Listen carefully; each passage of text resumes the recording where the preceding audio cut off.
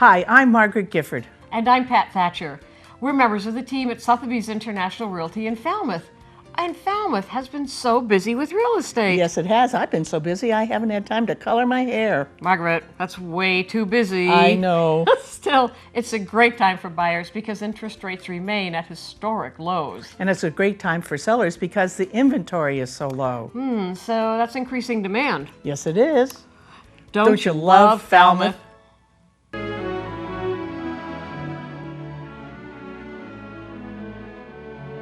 Remember, WC Communications is your printing team. We are calm and cool under pressure. You can call us at 508-563-7366 or toll free at 1-800-696-7303.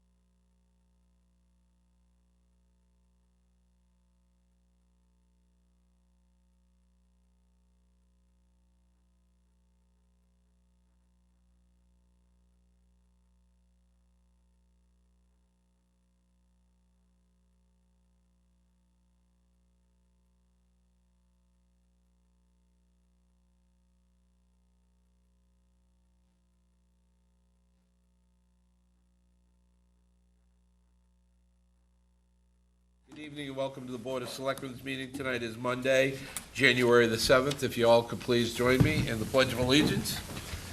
I pledge allegiance to the flag of the United States of America and to the republic for which it stands, one nation, under God, indivisible, with liberty and justice for all. Good morning. Over the budget. All right, first up this evening is a report from the police department, and part of this will also be a discussion and vote of a proposed Homeland Security memorandum of understanding. Acting Chief Dunn, good to see you.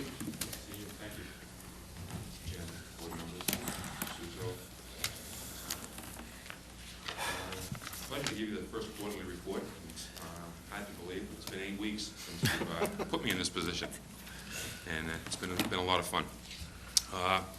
One of my first acts as a acting chief was to promote also within the police department in order to fill my position as a captain of specialized services.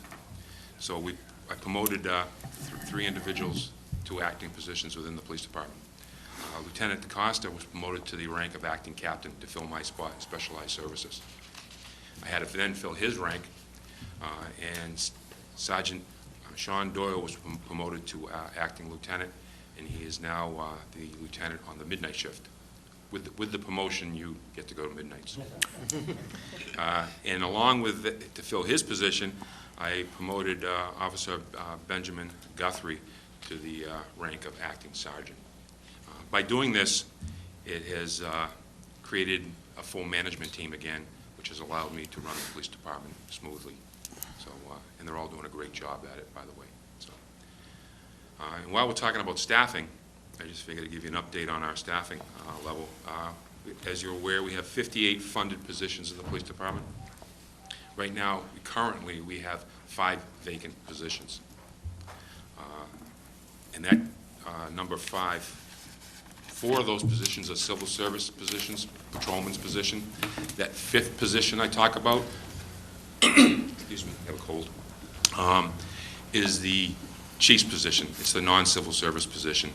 And as of effective January 5th, 2013, Chief Riello is officially retired. So that's why I say there's 5 positions. And depending on what happens with the process, that could stay, that would be the chief's position, or become a civil service position if the promotions move up the rank that way. So right now, we have 4 that we're actively trying to fill patrol positions. 2 of those positions we're trying to fill laterally, taking lateral positions. I just went on the CGIS website the other day and updated the posting, seeking 2 full-time lateral transfers. Wednesday, we have interviews for 5 candidates for the other 2 positions from the civil service list. The backgrounds have been completed. We're in the interview stage now, and we'll move forward with that.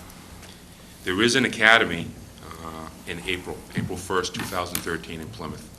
And if everything goes along the way we predict it will, we should make that academy without any problems with these 2 candidates. So if I could get these 2 candidates into an academy, find 2 lateral transfers, we'd have our department, those 4 positions would be filled. And as of today, I did get 1 lateral inquiry, so it is working. Our military officers, one of them, Officer Koski, he returned to work November 25th, 2012 from active military, and I'm expecting Officer DeVito back February 2013. He'll be released. I believe he's released at the end of the month. And we are still also trying to fill the 1 part-time dispatcher's position that we have available. It's a 20-hour-a-week job, 2 midnights, and then there's a 4-hour clerical position that they do some work during the week.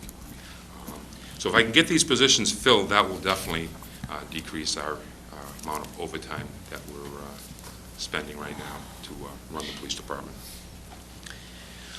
I'm also planning for some future retirements that are coming up that I'm aware of. And some of those officers are some of our field training officers. There are firearms instructors, defensive tactics instructors, special response team members in arson, and we've got interviews within the department this week also to try to fill those positions while those officers are still here, so they can help teach their replacements to get them in place, prepared for the future here, because we will have some retirements coming up within several months this year. Sergeant Lowen, who's one of our sergeants that was promoted the last time around, has just finished a 2-week first-line supervisor school at Roger Williams University in Rhode Island, which we send all our supervisors to, and he did an outstanding job. And because I promoted Sergeant Guthrie to the acting position, just to give him a feel for a first-line supervisor's course, I'm sending him to a 2-day course right here on the Cape. It's sponsored by the Cape Cod Regional Law Enforcement Council, and that's a 2-day course that he'll be going to. That will give him a little snapshot picture of what a first-line supervisor's duties are. And we've sent some of our supervisors before, and I believe Sergeant Lowen went to that prior to going to this, and they found it been very beneficial to him. So we're sending him that way. Excuse me. Calls for service in 2012. Calls for service were 28,598 calls for service in 2012. That's 20.57% of an increase over 2011. So we've been very busy. Of that, dispatchers received 15,850 calls, which was a 5.58% increase over 2011.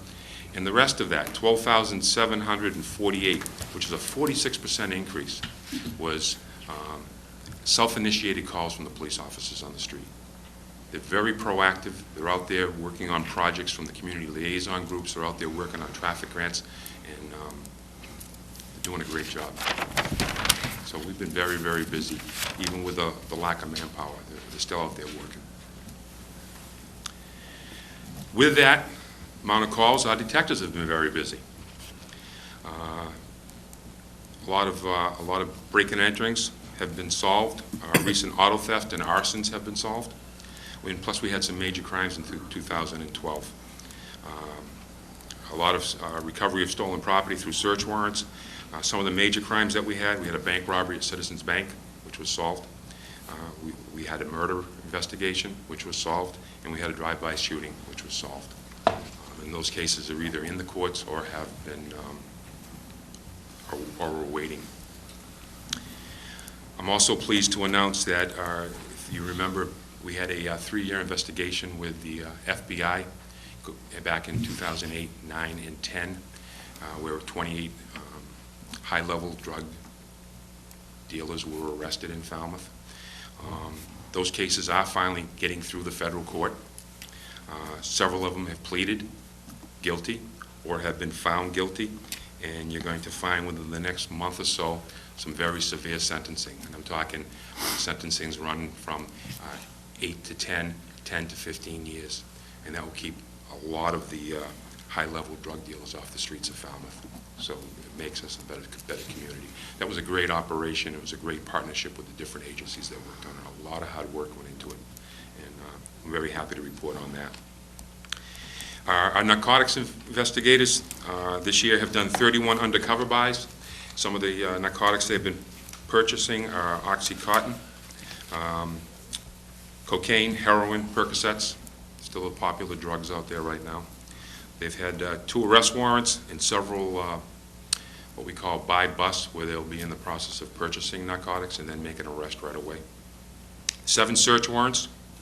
As far as seizures are concerned, $100,000 plus in cash, 5 motor vehicles, and this has been done through joint investigations with Mashpee, Bourne, and the Cape Cod Drug Task Force. Currently, we have 4 Superior Court indictments pending in Barnstable on drug cases. New cruises. They are coming, I've been told. We're not holding our breath. As we all are. Right now, I can assure you that we have sent 2 of our older cruisers up to MHQ, and they are being stripped of their equipment, and they are being stripped of their radios, their MDTs, gun racks, etc., equipment that can be transferred into the new cruisers. We also sent gear from a 3rd cruiser, which was totaled back in, I believe, in 2011 and never replaced. So right now there are 3 cruisers being built, and I have been told, don't hold me to it, I have been told we should see one of them this week by the end of the week. I hope. But anyways, that being said, as soon as we get one back, we'll be sending the other 2 cruisers up to have them switched out. So we will have a total of 5 new cruisers, hopefully, by the end of the month.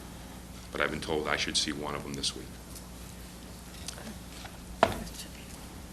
Chief, Go ahead. are Yes. they a different color? Yes, they are. Okay. There's, I believe the board has seen the color, approved it in the past. They're black and silver. It's a new platform. It's not the Crown Vics. They're not making the Crown Vics anymore, and we purchased the Interceptor, and they are a black and silver. They're very nice looking. I just would like to see one. I guess if we wait a year for these things, we should buy stock in that company because they're that far backed up, huh? Well, part of it was being backed up, but part of it back when the money was approved, Ford wasn't making the car. They had planned on it. They were waiting for that turnover in the factories or whatever they do to re-gear, maybe gear up to make the car. And then, of course, when you get your order in, because we were waiting for a capital, our order didn't get in right away. And so we first come, first serve. But they did move us up, so we're probably ahead of schedule. But we should see them. Grants. The 2012 Edward Byrne grant that you approved, we were able to purchase another 11 tasers. That brings our amount of tasers up to that I was able to outfit each patrol officer with his own taser. What we were doing prior to that was at roll call, they were issued the taser. They all had the holsters for them, and then they issued them and then had to turn them at the end of the shift. This other 11, we were able to give every patrolman, as we do with their firearm and everything else, a taser. The sergeants and the lieutenants are still rotating them as they are, because there's usually one sergeant on the road or one sergeant or one lieutenant, and they're still switching them out. But we were able to outfit that, and if we get another Edward Byrne grant, which we're predicting we will, we should be able to outfit the whole department at that point. So that was good. And in case anyone wants to know, we've had 13 times the taser was deployed since they were issued in April 5th, 2012. And they do what you were seeing, the video or the demonstration that night. Our officers aren't getting hurt anymore in struggles. A lot of times it's just a deterrent. You take it out and they do the arc test on it, and most people don't want anything to do with it. And they surrender and follow the officer's command. So it's a great tool, and I'm happy to have it. Another grant that we're using is a traffic grant that has been continuous. We just finished up a drive sober or get pulled over campaign in December. We have 2 more of them coming up. We have a click it and ticket coming up in May. And then we also have another drive sober, get pulled over in August and September. So those are coming up. Something that we participated in over the holidays was Shop with a Cop. It was a program that was started down in Barnstable and Yarmouth last year, and I believe only Barnstable and Yarmouth participated. But this year, I'm glad to say, all Cape Police Departments participated in, including the Barnstable County Sheriff's Department.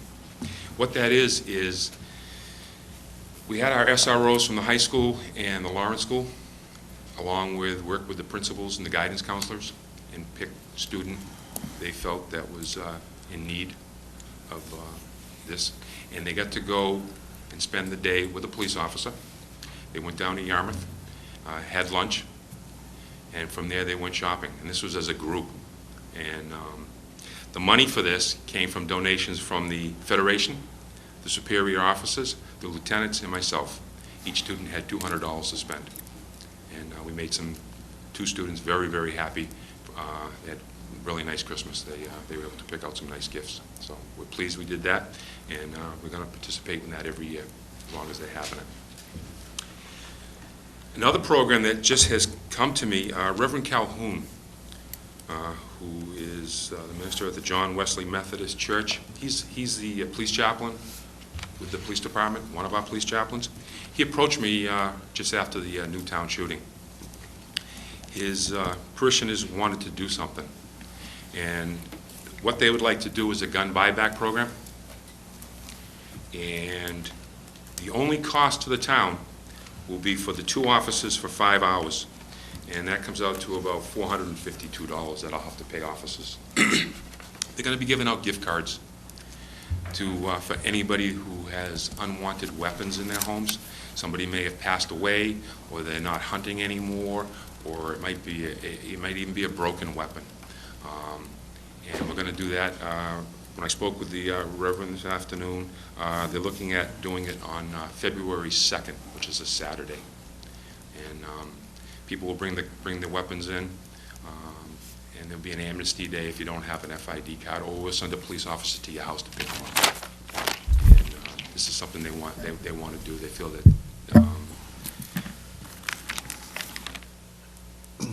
and he has,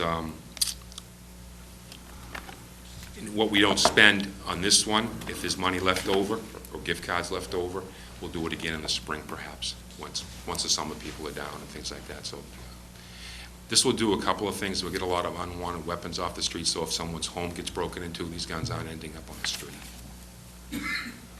So that's what's happening in the Falmouth Police Department. Can I do a couple of follow-up questions with you? Sure. That's all right, and I'll open it up to the board. You said we have a total of 5 positions. Yes. And you have 4 patrol positions. When and if the full chief is named, will we then have 1 additional open position? Yes. Okay, so then we might be able to fill another patrolman as we move forward on that. That's correct. Okay. And have we allocated for, or tried to, like, project ahead whether we can get into another a training school? Right now, the only other academy that we're found posted is one in February, but it's on the other side of Springfield. And the process, once we do the interviews on Wednesday, we then have to do psychologicals, physicals, and the PAT, and I don't believe we'd make the February one. So that's why I'm saying April is a good goal. What's going to have to happen after April, the training councils really haven't said, so. Oh, they don't know yet if this They is haven't the case. predicted that far out. We're hoping. Okay. And I appreciate, and I think it's great that we continue to train our officers, specifically our supervisors. You said you send a couple of them down to Rhode Island or whatever. The more training they can get, the better they can get, the more professional they can be, and it makes for a better community as we move forward. The self-initiated calls, and you said that it was 40% more. Can you explain that a little bit more, coming from actual police officers? Are they out in the street and they're calling us on their cell phone, or can you explain that to me a little bit? These are the officers that are out driving around the cruisers. They're doing more motor vehicle stops. They could be on Main Street, walking Main Street, because we've got them out on Main Street. It could be from projects, and it could be from some of these grants that we're running, where when they're out there doing the drive sober, that's what they're out there doing. They're out there looking for people who are impaired. So it's those self-initiated calls that they're taking up. The sergeants and lieutenants have deployed their officers to different areas, problems areas, where communities might have problems with stop sign violations, things like that. So they're assigned there. So it's just the work that they're doing, that they're self-initiating. Okay, great. I'll open it up. Any other questions on the report from the board? I have none. Before I let you go to the grant, I just wanted to extend an invitation. When former Chief Riello took over, he was able to participate in a polar plunge. There is a polar plunge on the 19th of January that Selectman Braga and I have a throwdown on, and who can stand the water longest. We're going to extend the invitation to you as the new chief at this point in time to see whether you'd be interested in joining us for a great cause, the military support group and the community. So you don't have to answer us right now, but I'm sure Mr. Kazarian will follow up with you in a later time. I'm sure he is. I'm sure he will. I won't I give didn't you an mean to put answer you on the now, but I spot. will tell you, I'm probably going to have to do it because my wife did one on New Year's Day. Oh, So. she did? Oh, my goodness, okay. But anyways, Do you want to explain a little bit about the Homeland Security grant? sure. Chief Sullivan and myself both had received a phone call from Scott Bushway, who is with the Southeast Mass Homeland Security Regional Advisory Council. And They have allocated some money for a generator for the region, for the 4 regions, and Falmouth is located in one of the regions, and they would like to place that generator in Falmouth. I believe you have a picture and some information there. The picture that you're looking at is one that is similar to what we'd be getting if we got it, and that was used up in Bourne to power a command center during an event up there. It's a 56 kilowatt generator. It's on a trailer, and what Falmouth would be responsible for, as it says in the MOU, is registering the trailer, housing the equipment, maintaining maintenance on it as outlined by the manufacturer, exercising the equipment, and they had suggested that it be housed indoors. When Chief Sullivan received the phone call, his fire department's quite full and didn't have room. We don't have room at the police department, but what I did was, because it's an important tool to have in the toolbox, I feel, I reached out to Ray Jack and asked him if he had any room down at the DPW that we could house this inside there, and he said he did. And I sent this MOU to Frank Duffy, Town Council, and he just had a couple of concerns on some of the language, and I've sent that back to Scott Bushway, to the Homeland Security, to have them review that and see if it could be changed. And a piece on that was the concern was when you loan, because we would be the agent that would loan it out to other towns as they need it. It's a first come, first serve, and keep track of where it is. And his concern had to do with a liability issue where it talks about, if you're using the equipment, you're liable for it. He just wanted to see some different language that as long as the loaned equipment, that community, the participating community, would be responsible if in their community there was some liability issues. During Hurricane Sandy, we did have a incident that a housing project that went down, an elderly housing project that went down, and Chief Sullivan was in the process of trying to get a similar generator like this brought to Falmouth, and as they were trying to do that, the power did come back on and we didn't need to get it. So both he and I are in agreement that we're, a regional shelter and everything else, that we should have a piece of equipment like that around here. And again, the only cost is the maintenance, which the fire department can do. He's already said, oil changes and things like that. And registration, we can register it through the police department. And then housing is at the DPW. In regard to anything that would happen to it catastrophically, meaning the maintenance, blows an engine, things like that, is the town on the hook for that? We would be responsible, after the warranty. And if somebody, whoever is used, from what I read in the MOU, and again, I have to, all the legal language, I'll go back to what Frank, his judgment, it talks about if it's broken by whatever our town is using it, they're responsible for it.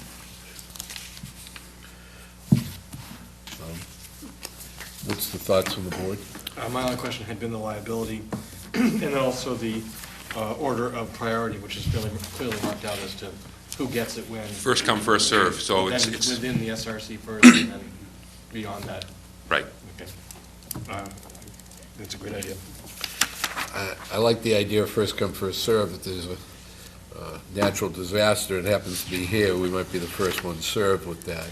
Absolutely. But, any other thoughts, David? No, I think it's a great idea, actually. What can it really power up to? I mean, what could, It could power the police station, it could power the fire station if the generator went down. It may not be able to do the whole system. The housing, like I said, during Hurricane Sandy, 62 Locust Street went down, and when we had the center up and running, we were in the process of trying to get the state to send one of these down to us. It's not just as easy as plugging it in, and you'd have to make some receptacle changes or things like that, or perhaps with the town electrician and things like that. We could do that by at least having the equipment here and preparing you. If you have another building in town that isn't on a generator, then you're thinking maybe in the future you needed it. If the plugs were set up, it's a piece of equipment that we would have and a tool in our toolbox that we could use. But it would make sense for certain buildings that might be eligible to do some preparation in advance. Absolutely. And then it's just a matter of bringing it up and plugging it in. Great. What we would do tonight is authorize the town manager to be able to sign this. So that's the type of motion that we'd look for this evening, if the board... I would move to authorize the town manager to sign this memorandum of understanding following the feedback from the town council on the liability issues. Did the FinCom sign off? They have not, that's what... Okay, all right.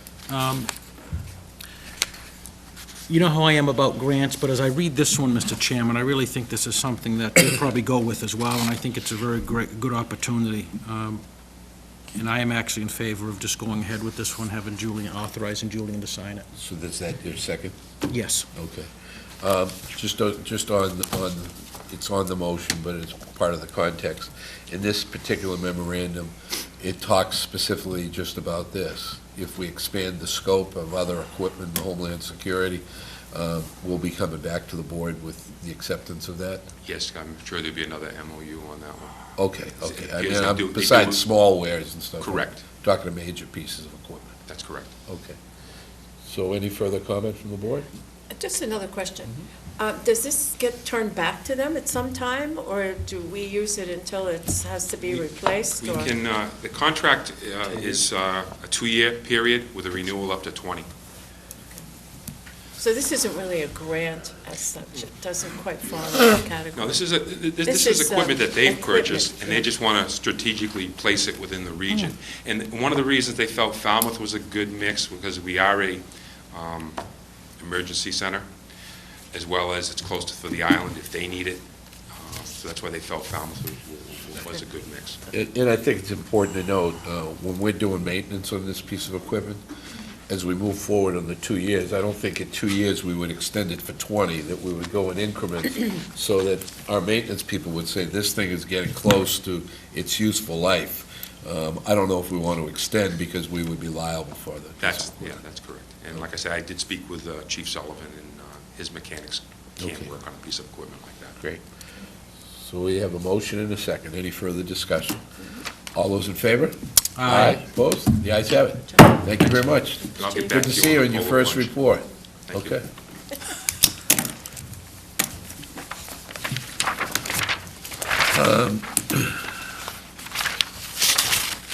We have a quick second here, actually like a half a minute, and maybe I'll take somebody, I see somebody out there under the summary of actions. Oh. What? No, nothing. Because the had- next one's a license hearing? Yeah. Why don't we take the special event, the Harborside Summer Concert Series? And this has come before the board. The board has, you want to come up? The board had talked about this in November, and then we decided to bring it back after we did the fee structure.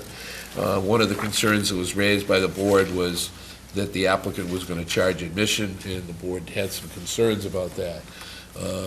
The applicant has since changed, from what I understand. Do you want to explain a little bit? Yeah, sure. So we're looking to have a summer concert series at Marina Park, use the band shell. This is the third year I've come before you. In the past, it's been a one-day, all-day event. And this time, we're trying to spread it out and pick some more opportune dates, which I've done, and I'm sure you have them in front of you. You've seen them. And so we've gone back to the structure we had the past 2 years, which is a free and open event for everybody in town and in the area, for that matter. We want to bring some diverse musical acts to the area, and just try and enjoy Cape Cod in maybe a little bit different way than we're used to. I don't know if there's anything more specific. We've also, in the revised proposal, we included the parking. I know there was a question about parking. We spoke with Helen Kennedy, and she said that provided the Commodore's schedule doesn't interfere, that would be fine, and we have a backup plan if that does interfere. What kind of music is it? I'm not sure if there was any other. I just have a quick, what kind of music Absolutely. did you have? What kind of? In the past, last year, we had everything from African music to like sort of a harder sort of rock, like rockabilly sort of music. We had a Zydeco band, and it was really the whole spectrum. And that's what we're trying to do with this.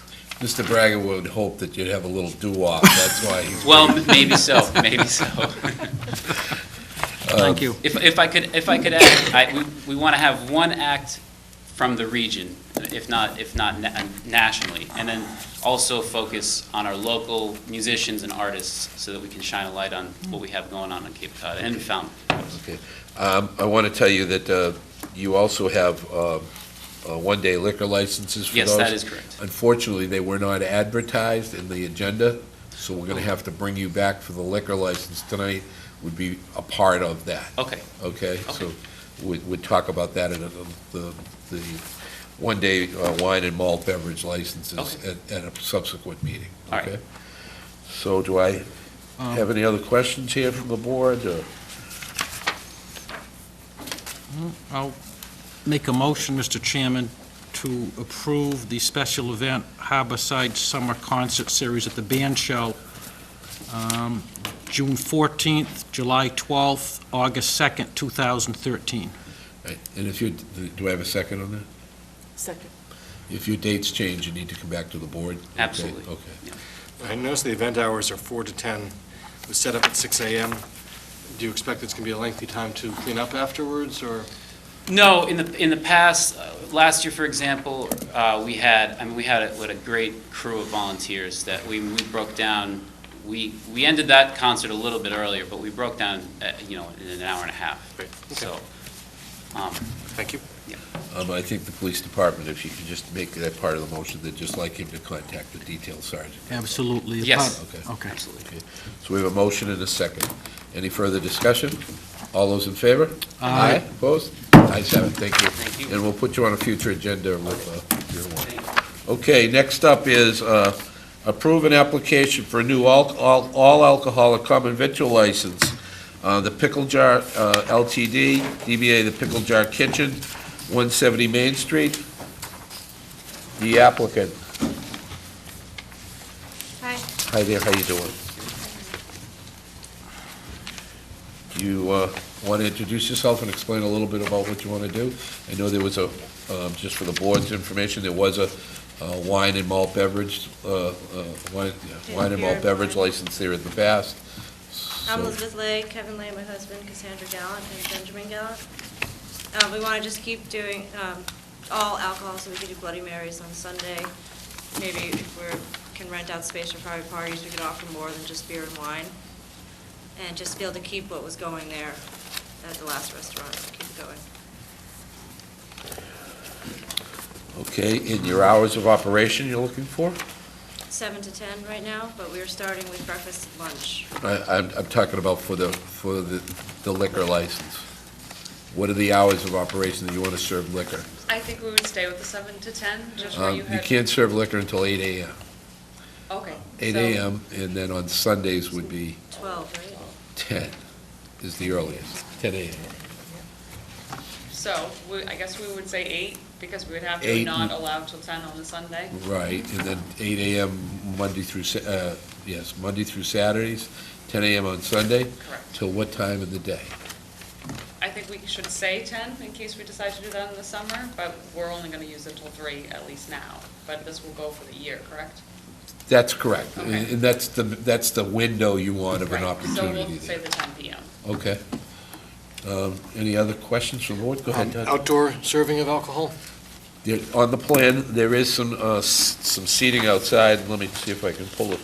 I don't know if the In the board has. past, didn't we have to have that roped off if it was going to be on the street? Doesn't have to be roped off, they have to have control of the area, is the way the Alcoholic Beverage Control Commission describes that.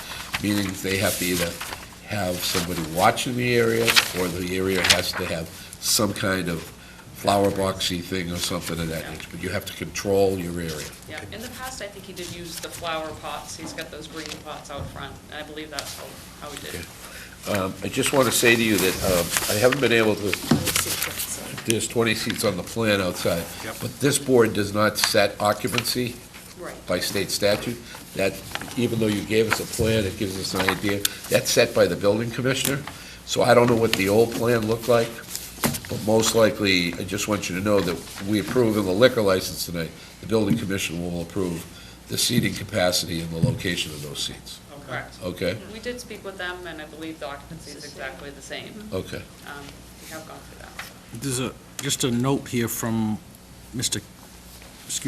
David Carrigan, the health agent. It just says, for the record, we have not had any contact from any representative of the establishment since we commented a while back, and this was dated last Thursday. Okay, Maybe- we did speak with him. I'm just saying, maybe you want to touch base if you haven't. Okay. Right, and what we would ask is that we would, as part of the motion, that they would have to produce all of the necessary permits, meaning a building inspection as well as a Board of Health inspection before you would be able to pick up the license. Right. Now, I'm going to touch on one specific issue. Are you TIPS trained? And Both Elizabeth and I are. okay. We do have a policy within this community that all of your employees, whoever serves alcohol, would need to be TIPS trained as you move forward, okay? That'll be required before you pick up the license as well. So those folks that you hire, you want to get them TIPS trained. Right. You can either go to a training, or you can do it online as well, okay? I would move approval of the new alcoholic common victual license for Pickle Jar Limited, and with all the suggestions that we had put in about the health inspection and the other permits being applicable before they can pick up their license. 8 a.m. to 10 p.m. Monday through Saturday, and 10 a.m. to 10 p.m. on Sunday. Okay, so there's a motion. Do I have a second? Second. All right, now I'm going to open it up to public comment. Does anyone want to make any comments for or against the license? Okay, so I have a motion and a second. Any further discussion from the board? All those in favor? Aye. Opposed? Ayes have it. Good luck. Thank you.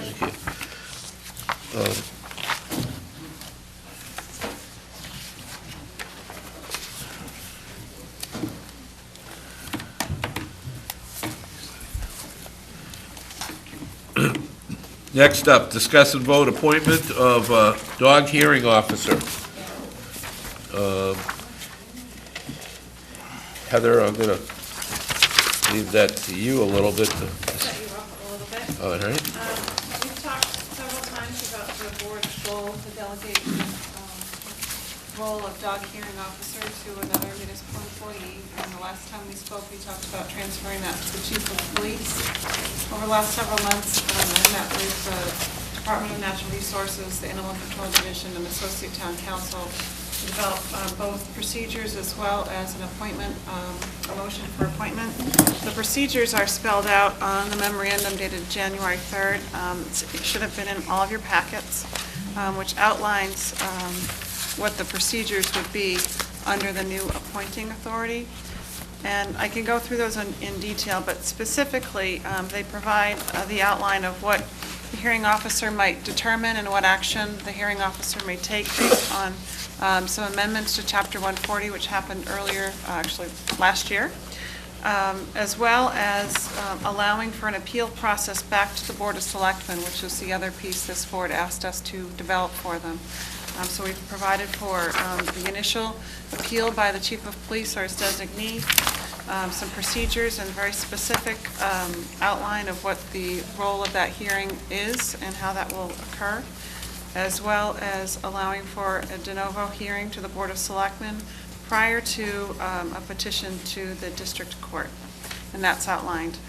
In addition, attached to that is a motion for the board to delegate the role of hearing officer under Chapter 140, Section 157, to the Chief of Police of the Falmouth Police Department or his designee, which designee will be a member of the Falmouth Police Department holding the rank of captain, lieutenant, or sergeant, and that goes on from there.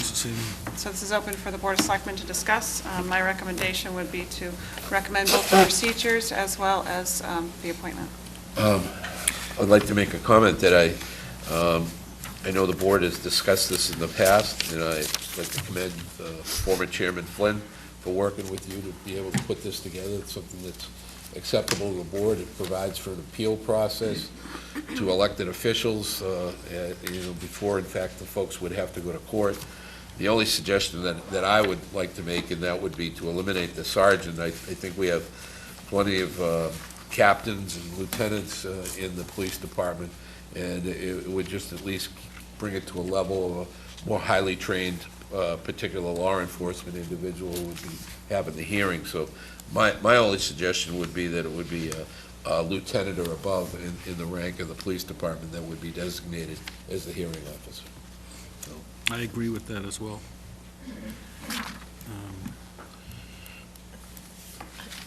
Go ahead, Pat. Well, what is the rationale for that? Well, the rationale is This that... way it gives the chief a lot broader group of people from which to assign, I guess, is what would happen. Right, and I guess my rationale is that since I've been chairman, we haven't had a dog hearing. It's not like we have a lot of them. Sometimes they do come in flurries.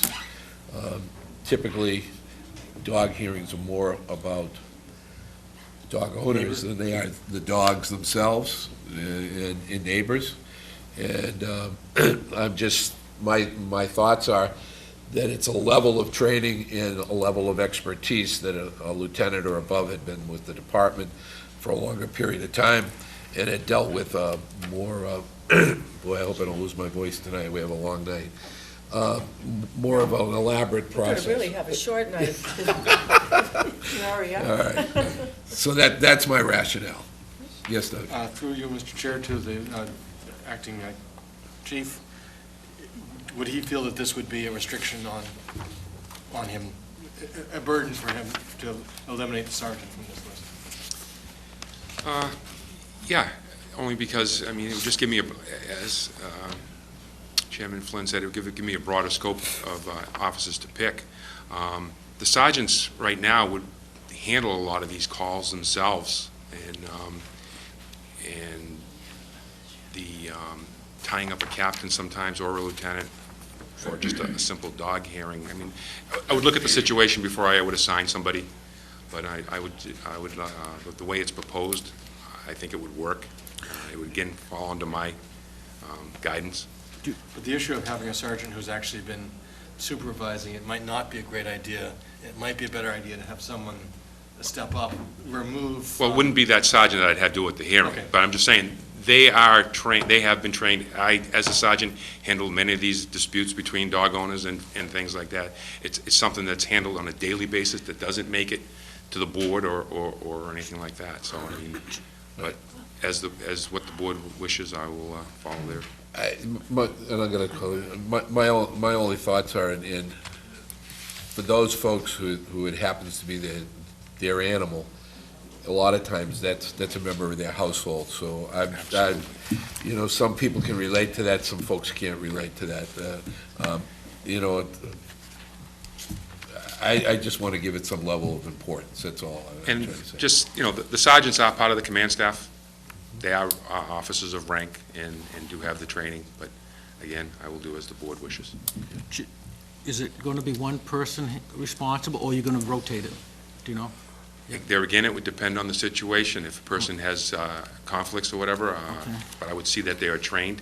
Right now, I have one lieutenant that is trained to do hearings. I want to make sure I have others that are trained, and I would see that the sergeants are trained as far as the procedures and hearings and things like that also. Okay, Pat. Well, I mean, I don't think it's a huge, big deal, but I do think it gives, if you leave the sergeants in there, it just gives the chief the option of a broader range of individuals to assign a hearing like this. And as he says, they are all members of the command staff. And sometimes you might have a lieutenant or a captain assigned to a much more complex or difficult issue, and you may need a sergeant to do that. I just, it's... I sort of feel for asking the chief to take on this duty for us, to give them the leeway to do it, makes no sense. Well, I can be a little flexible, but I do have a little bit of concern about what you just said, and that is that you have one lieutenant right now who's trained in hearings. I want to make sure whoever does this is trained in doing a hearing, because whether it be a sergeant, a captain, or a lieutenant, we want to make sure they have the training to be able to do it properly. Absolutely, and I will see that is taken care of. Well, I have no problem. I mean, far be it for me to tell the chief how to, That's not a he problem, is doing, okay? so I will go along with leaving the sergeants in. Just if you'll keep that in mind, that I will. if you have the availability, but make sure that the person is trained in hearings, and Absolutely. because this could come back, because they do have an appeal process, not only through us, but through the courts. You're not going to say this is going to come back and bite us, right? No, I'm not. I'm going to refrain from that this evening. Well, you really want it tonight. I left that wide open for you, Doug. Ready for a motion? Sure. I'll make a motion, Mr. Chairman, to approve the appointment of dog hearing officer, either to be assigned by Chief Dunn. It'll be either be a captain, lieutenant, or a sergeant within the Falmouth Police Department to handle said hearings. Is that right? We also want to approve the, Or the chief himself. the chief himself. Or the but chief himself? We also want to, the policy.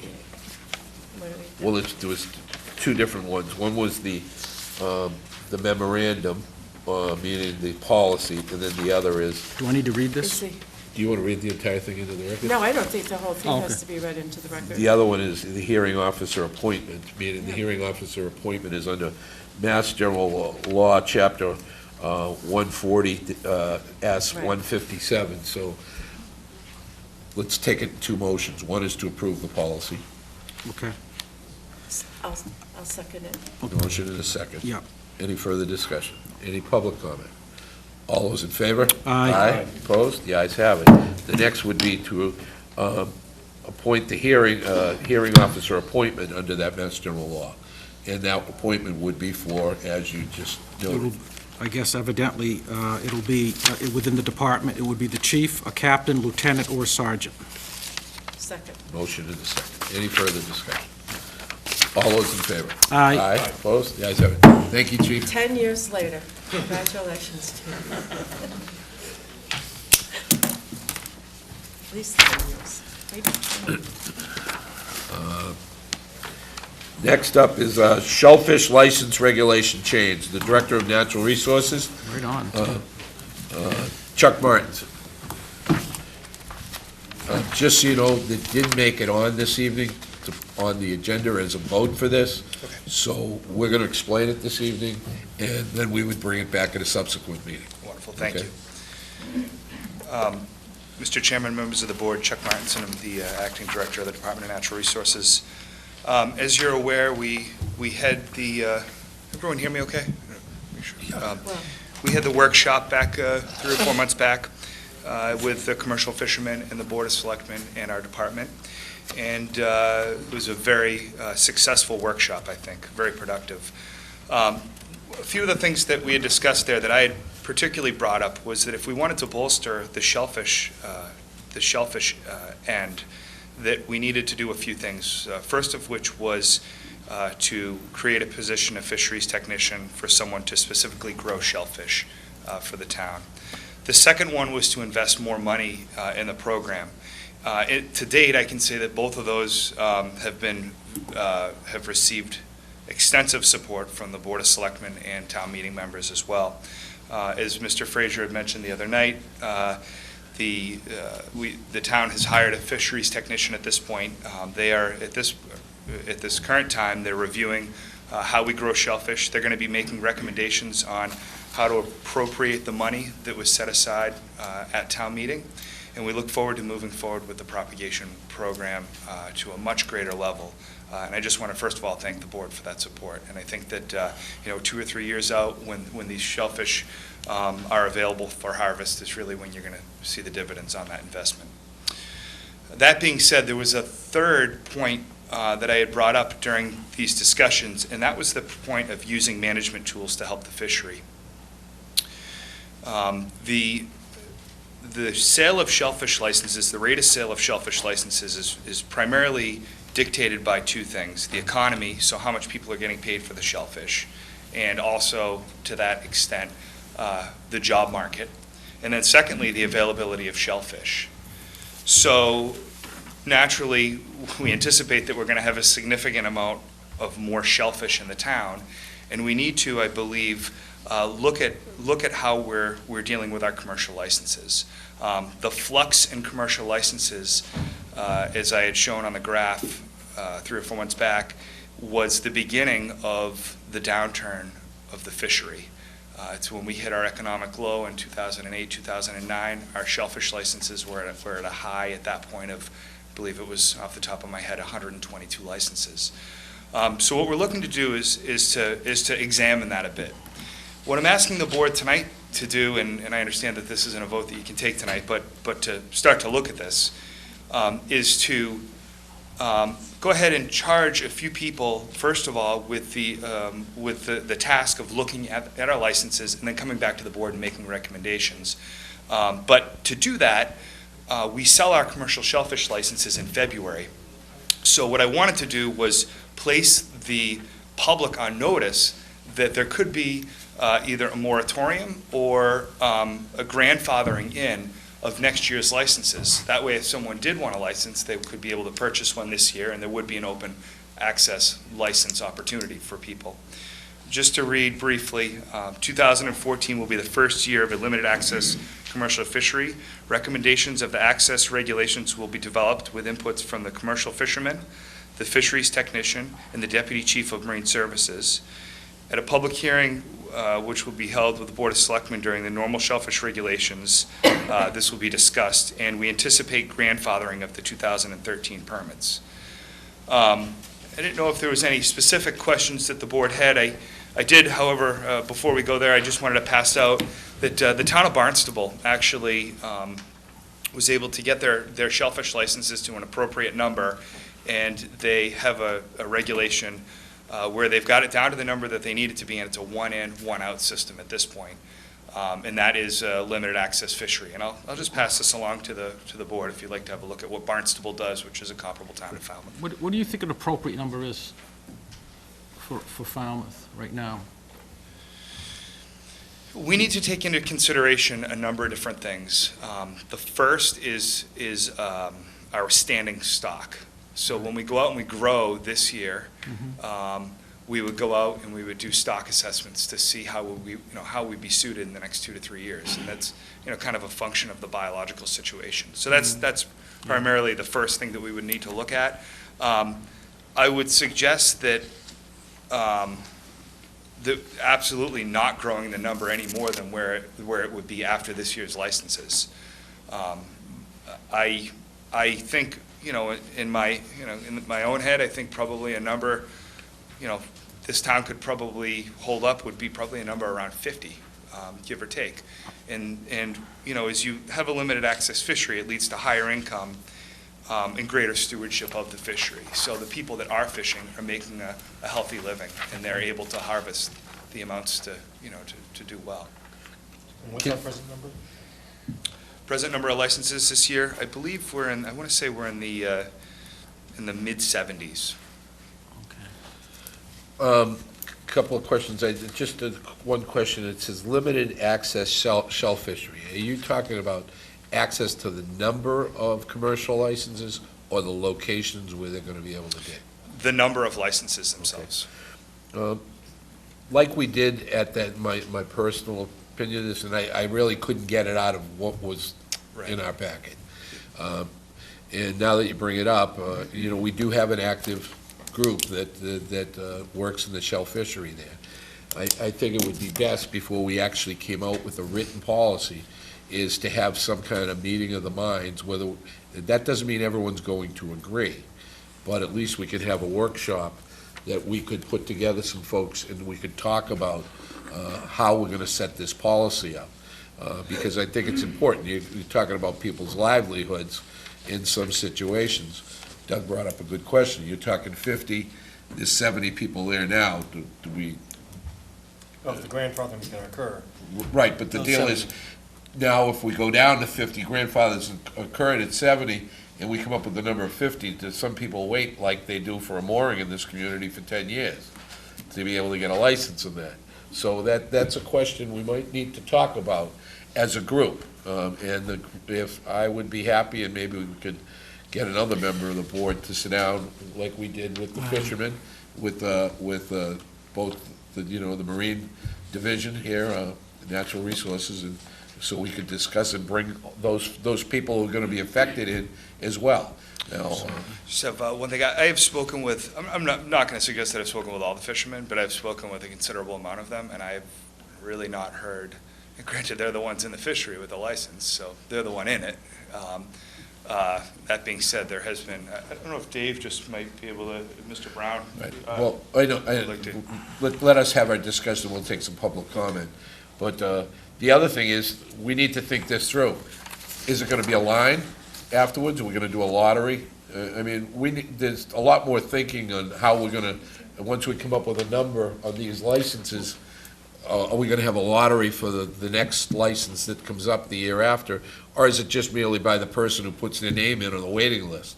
I don't know. So those are some things I think we need to put together. I was wondering, Chuck, as we go on 5 years from now, 10 years from now, as we begin to make this bigger investment in shelf, we'll be able to increase the number of licenses, right? Or, You could, yes. I mean, That's- that number should be a fluid number that should be looked Okay. at. And we're not suggesting tonight limiting anything. No, I The only understand. thing that we're looking to do is to be able to place the public on notice that we could be looking at something, which is Okay. exactly what I'm suggesting we do, that we sit down and talk about it. Yeah. And have this discussion in the springtime. So, we could come back in the spring and say, we'll cap it at 150. It's not suggesting that we put any numbers into it. The suggestion is that we, kind of sit down and talk about it. And if the board felt that they comfortable in having that discussion, I would just say, Mr. Chairman, through you, I think it's imperative that we do have the shell fishermen involved in this, Right. because, they're the ones going to be affected. So Well, my understanding, the reason to do this now is to let them know,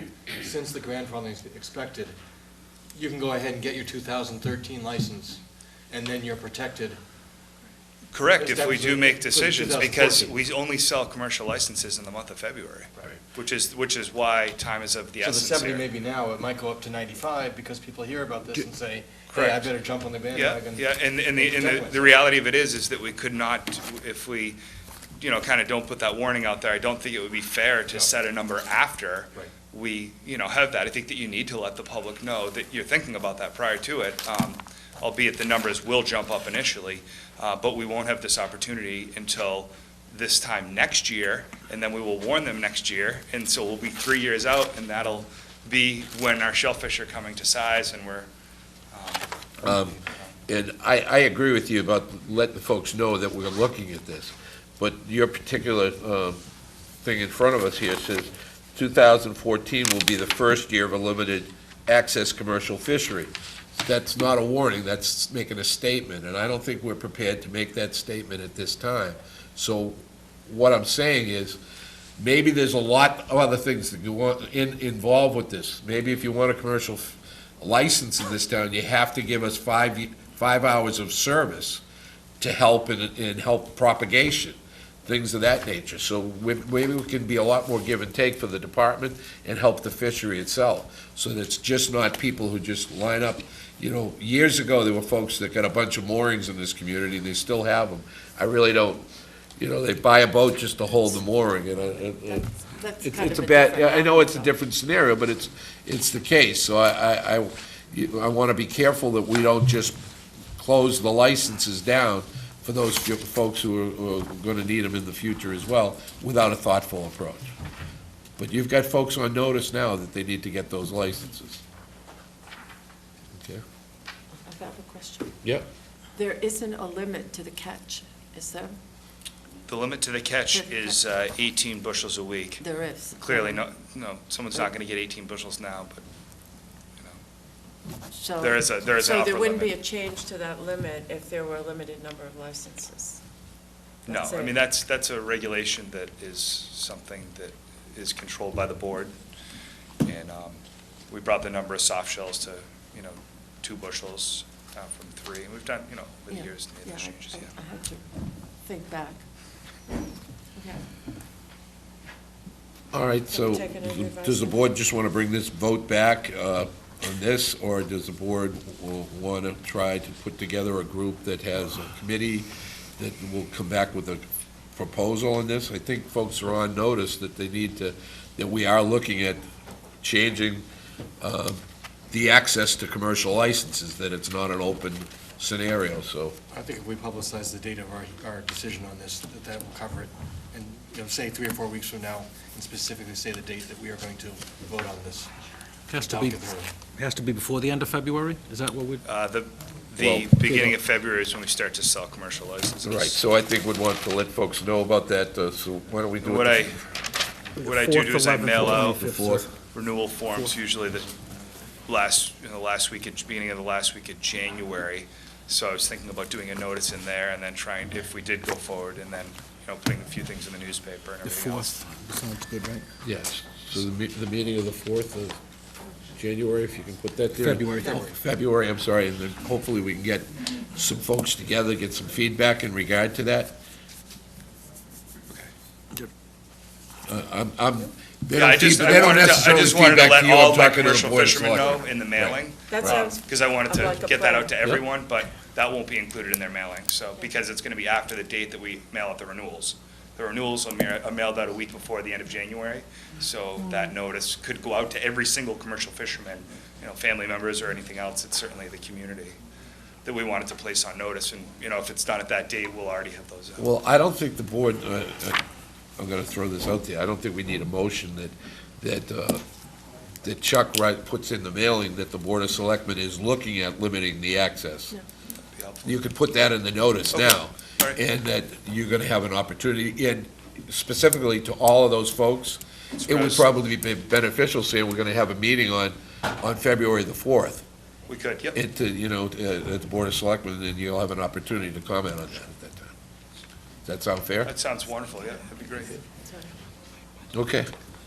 Sounds good. I don't think we have any other action on that. Thank you. Next up is Falmouth Bikeways Committee, presentation, gift to the town of Falmouth. Thank you very much. I have a handout, got a brief introduction to your computer today. Oh, you did, okay. I hope I can remember what they said. I will go up there. We'll have this here, so. I didn't quite know how to shut your lights off. And hopefully,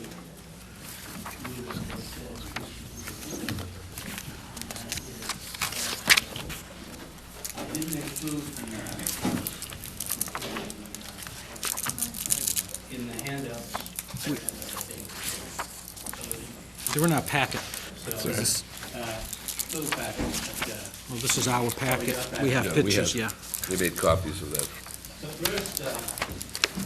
the first thing I. You're gonna have to use the microphone when you Yeah, speak. yes. Are you gonna want to? What happened? It takes a while to heat up. It's gonna take a second to heat up. Oh. And then the next question is, are you gonna wanna change the slides? Yeah, I'll do that if I can figure out how to, You can bring the microphone if you want to sit in that chair. oh, maybe that would be better. This has seen better days. So have an eye.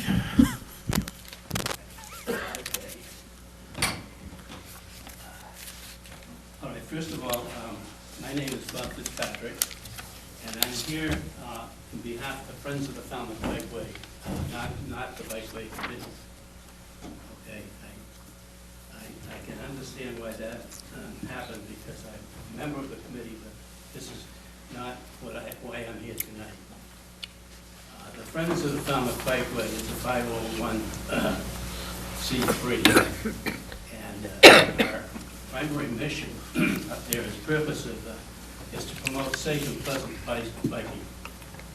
And this is, the purpose of this presentation is to make 3 gifts to the town. And we're hoping that you'll give us permission to give us this. We have the Depot Avenue lot, which is a safety issue, which I'll explain. Markings on the Falmouth roads. We're making our roads safer without spending a lot of money in the process. And the third thing is the replacement of at Big Newton Park.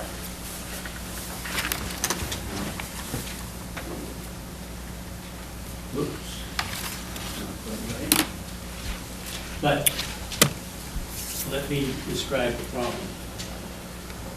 In Depot Avenue, the bikeway is separated from the parking area by grass, and we're victims of our own success. The grass grows so well that anyone in the parking lot that wants to get to the bike path can't see the concrete ramps that have been furnished for that purpose.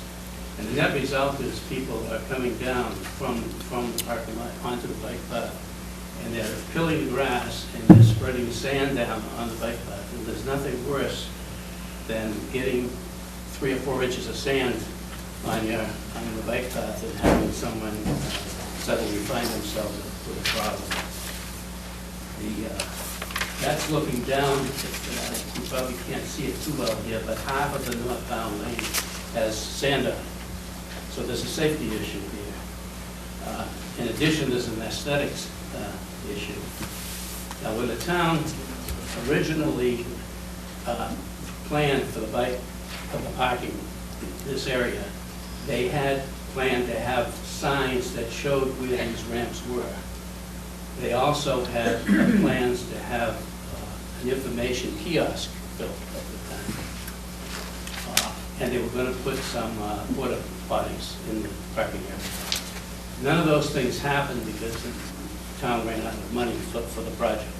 So the signs never did get put out. And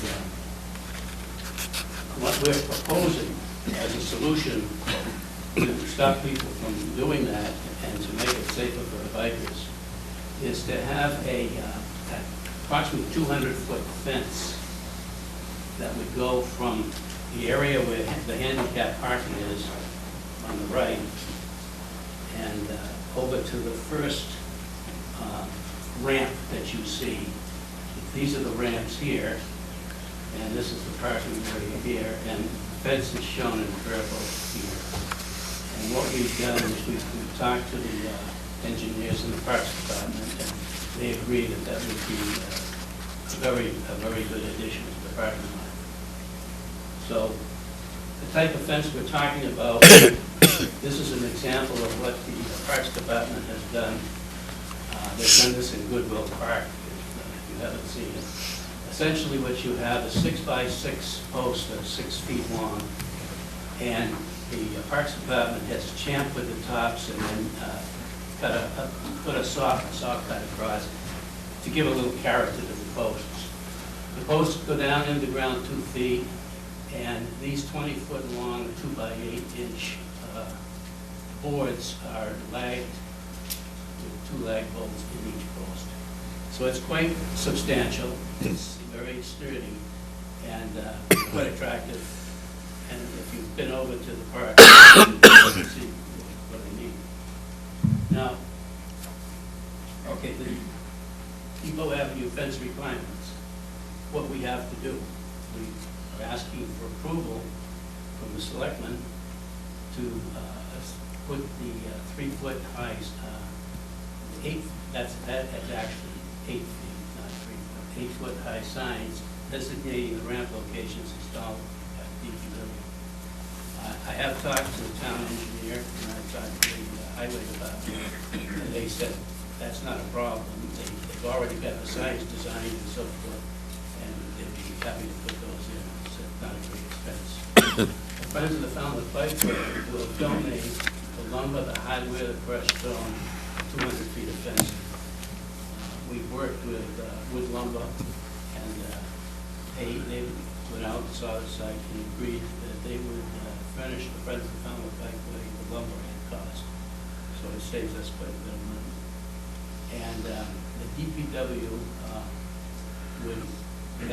we have the lumber delivered to the DPW and the Parks Department would use their facilities to cut the lumber and install the fence in the spring. So that's the first gift that we'd like to present. If you have any questions or comments.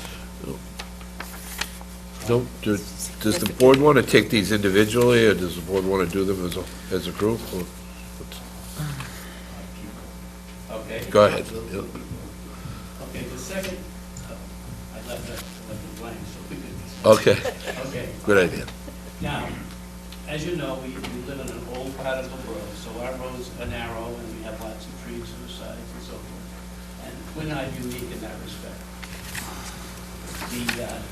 The way that you can make biking as a transportation mode more pleasant and safer is to use the new signage that was approved by all the states that the federal government came up with.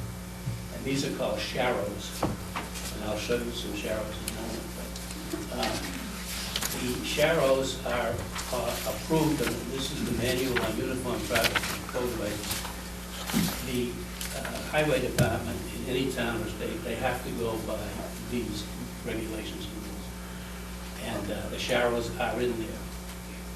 The joint effort of the Friends of the Falmouth Bikeway and the Bikeway Committee would be involved in this. We've worked with the Bikeway Committee, and we've worked with the Traffic Advisory Committee, and we've also talked to the Highway Department about this. You've probably all seen the share the road signs. They're very effective, except for one thing, they're very expensive. The net result is if, for example, you've been over on Route 28A, West Falmouth Highway, there's one near Burke Hill Road, where it is the second of the day. You won't see another sign like that for 4 or 5 miles. How much is that sign? How much does it cost? Yeah. I don't know. Oh, what it okay. costs, but I'll compare it to a sharrow, which I happen to know the cost of a sharrow. These signs are used sparingly. That's all I can tell you about that. That is a sharrow on a road. And the way the sharrows are placed on a road is at the beginning of the road, a sharrow is placed, and then every 250 feet along the road. So that's a kind of a constant reminder that to the driver that you have to see bikes on this road, and that's what it is. Can I ask you a question? Sure. I notice in this packet, you were going to pick 2 Falmouth roads to do this if we approve it. Who is picking the roads out? I'll get to that in detail. Okay. Okay, this is just the dimension of the showers that I pulled out at the end of this evening. They're about 7 feet by 3 feet. I believe there's a slightly smaller one they also have. But anyway, I just wanted to define what the shower was. Now, these sharrows are marked lanes. They alert motorists with the location of bicycles like to be. And they do it frequently enough so people actually do pay attention. They encourage safe passing of bicycles, and they assist bicyclists in positioning themselves on the lanes. What I think is the most important is they reduce the incidence of wrong-way biking. It's very, very dangerous to take a 2-lane road and then have someone going on the wrong side of the road. You just changed it to a 3-lane road without making it any wider. So that's an issue. I think it comes from the fact that people walk against traffic on roads that don't have sidewalks. And that seems to make some sense. But you can't compare a bicyclist to a pedestrian, because if an automobile is coming too close, or if they get nervous, they just step off the road. When you're riding a bike, you don't just get off the road and get into soft sand and mud or whatever, and you're off the car right near the car that you're trying to avoid. So that's another good thing about showers. This is just an example of a 10.5, that's a 10.5-foot wide road with sharrows on it. And I mention that because our roads are, for the most part, 10.5-foot wide. And since they've been resurfacing roads in Falmouth the last couple of years, they've been making them at 10.5 feet. Some people say, the lanes. I say the road, I meant the lane, that's why I had to black halfway across. Anyway, thank you. Anyway, the issue is that the roads coming over the bridges are tapering like 10 feet. So it's not a real hardship on the drivers. To get to your question, we went to the Traffic Advisory Committee and discussed this issue. we went to the bikeway committee and talked, and there's quite a few roads in town that we would like to put sharrows in. However, Do we still have a traffic advisory committee? I don't think we have. traffic advisory committee, you're thinking of traffic management. Oh, okay, all right, I was gonna say the other one. At one point, I was on the traffic All advisory right. commission, I wrote the sidewalk policy. That commission only has one member now, and that's the bikeway member, I think it's Dr. Gross. What we did do is we chose two roads that lead from the center of town that bikers do use actually now. Going down Catherine Lee Bates Road, which is this road. And that is not that far from the bikeway. And the road that the buses use to get into the busway is soon going to have an additional section of bike path extending out to Route 28A across from Chinese. And that's a project that's underway with the steamship authority. I can't tell you much more about that, but that's what the bikeway committee's working on. The other, the link here is a shore road that goes down to the water, and this is Shore Street Extension, I guess they call it. So there are a number of other roads that we would like to do. However, in one instance, the road we know is going to have some sewer lines put in. So that road will be torn up and so forth, and we didn't want to do any work on that. Other roads, Gifford Street is a good example. The way people have designed roads, they've always thought it's for cars.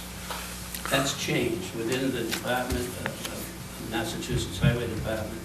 It's a transportation corridor for walkers, pedestrians, bikers, and cars. And that's interesting because what is done now, the road might have a 30-mile-an-hour speed limit, and then it'll have a better a straightaway, and it'll be a little wider, and all of a sudden the speed limit is 40, 45. Now, the impact that has on a biker is significant because you can't do sharrows if the speed limit is above 35 miles an hour. So by having all these roads that only put their speed limits depending on automobiles, shuts out part of the people that would like to use that road. These two roads don't fit into that. Can I ask a question on these roads? How many sharrows total would we have? And then what is the total cost for the sharrows? Okay. The sharrows are $50. This is what information I got from the town engineer. For the type of sharrows that we're talking about, it's $50 a piece. So the Catherine Lee Bates Road would be $1,300, and the Shore Road, which is a little bit longer, would be $1,500. And as I say, the funding for this would come from both the Friends of the Falmouth Bikeway and the Bikeway Committee. And we would expect 2 to 3 year life expectancy is what they told. It should last for 2 or 3 years. And what we're trying to do is demonstrate to the town that even though we can't widen roads and spend a lot of money on that side, we can make them safer and more pleasurable if we do this. And that's the purpose of us asking permission. My only comment on that, and I appreciate and I like the idea that this is a test, but we also have to look at the reoccurring cost as we move down. I mean, it'll be great to see if they last 3 years, because I know our road markings should only last 3 years. We have to do them every year. Yeah, but you don't have to do all of them every year. Right. And that's the point. And that's part of this experiment. And I think the important part from our point of view is that the roads are not just for automobiles. So. Sure, I agree with you. Okay, so what we're asking here is for the board to give us permission to enter into this agreement, and we would ask that if it is approved, then the Falmouth Engineering Department, Highway Department will review the specifications, and we would provide the money to the town to put into the contract, which will be next spring. And I guess, Heather, I might work with you on that.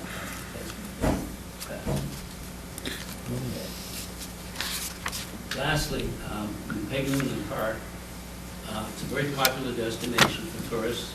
It offers clean public restrooms, and it's centrally located, making it an ideal spot to provide bike parking for visitors. And the town has actually recognized this. And these are bike racks that were made in the shops, I guess, at DPW. Unfortunately, you can't put any bikes in them because they're the wrong size. If you'll notice this, well, I'm sorry that it's not a clearer picture here, but the distance between this little bike and the top is much less than the diameter of a bike wheel. So if you try to put a bike in there, the first thing that happens the minute you let go of it is it falls down. The net result is they don't get used at all, and they haven't been getting used since they've been installed.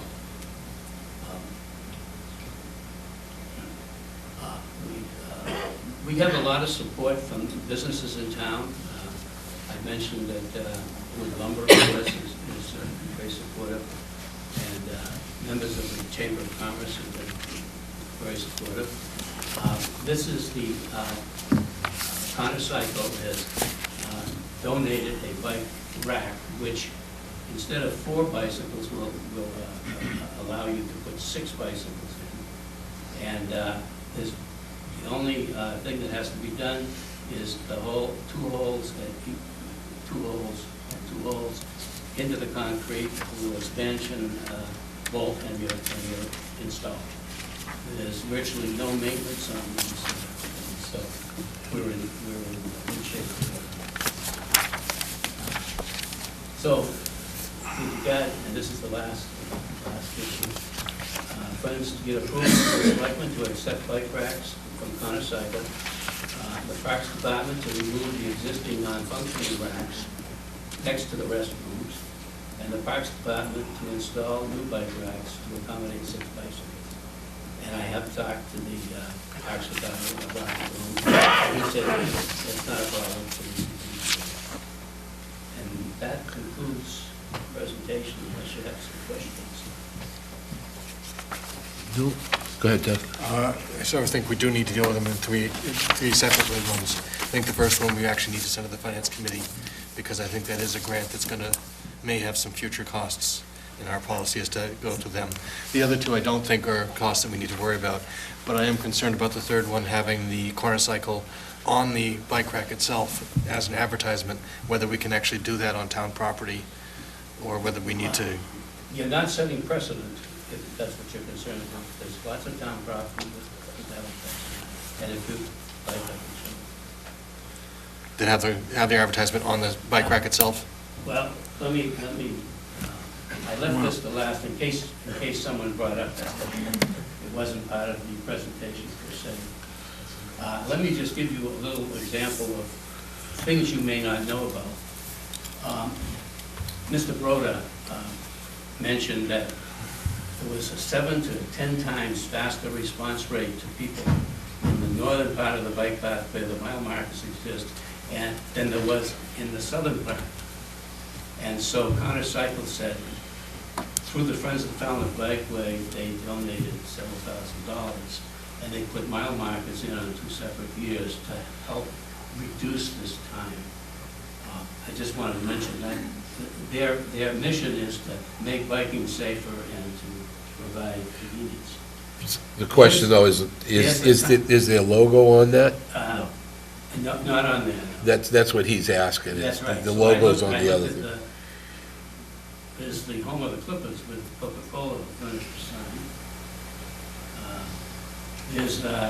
There's also Fuller Field where people can get some good food.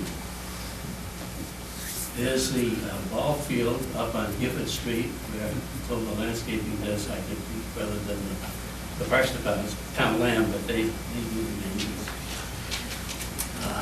Here's some bike racks that were already given to the East Falmouth School, and the people that make those bike racks have their advertisement there.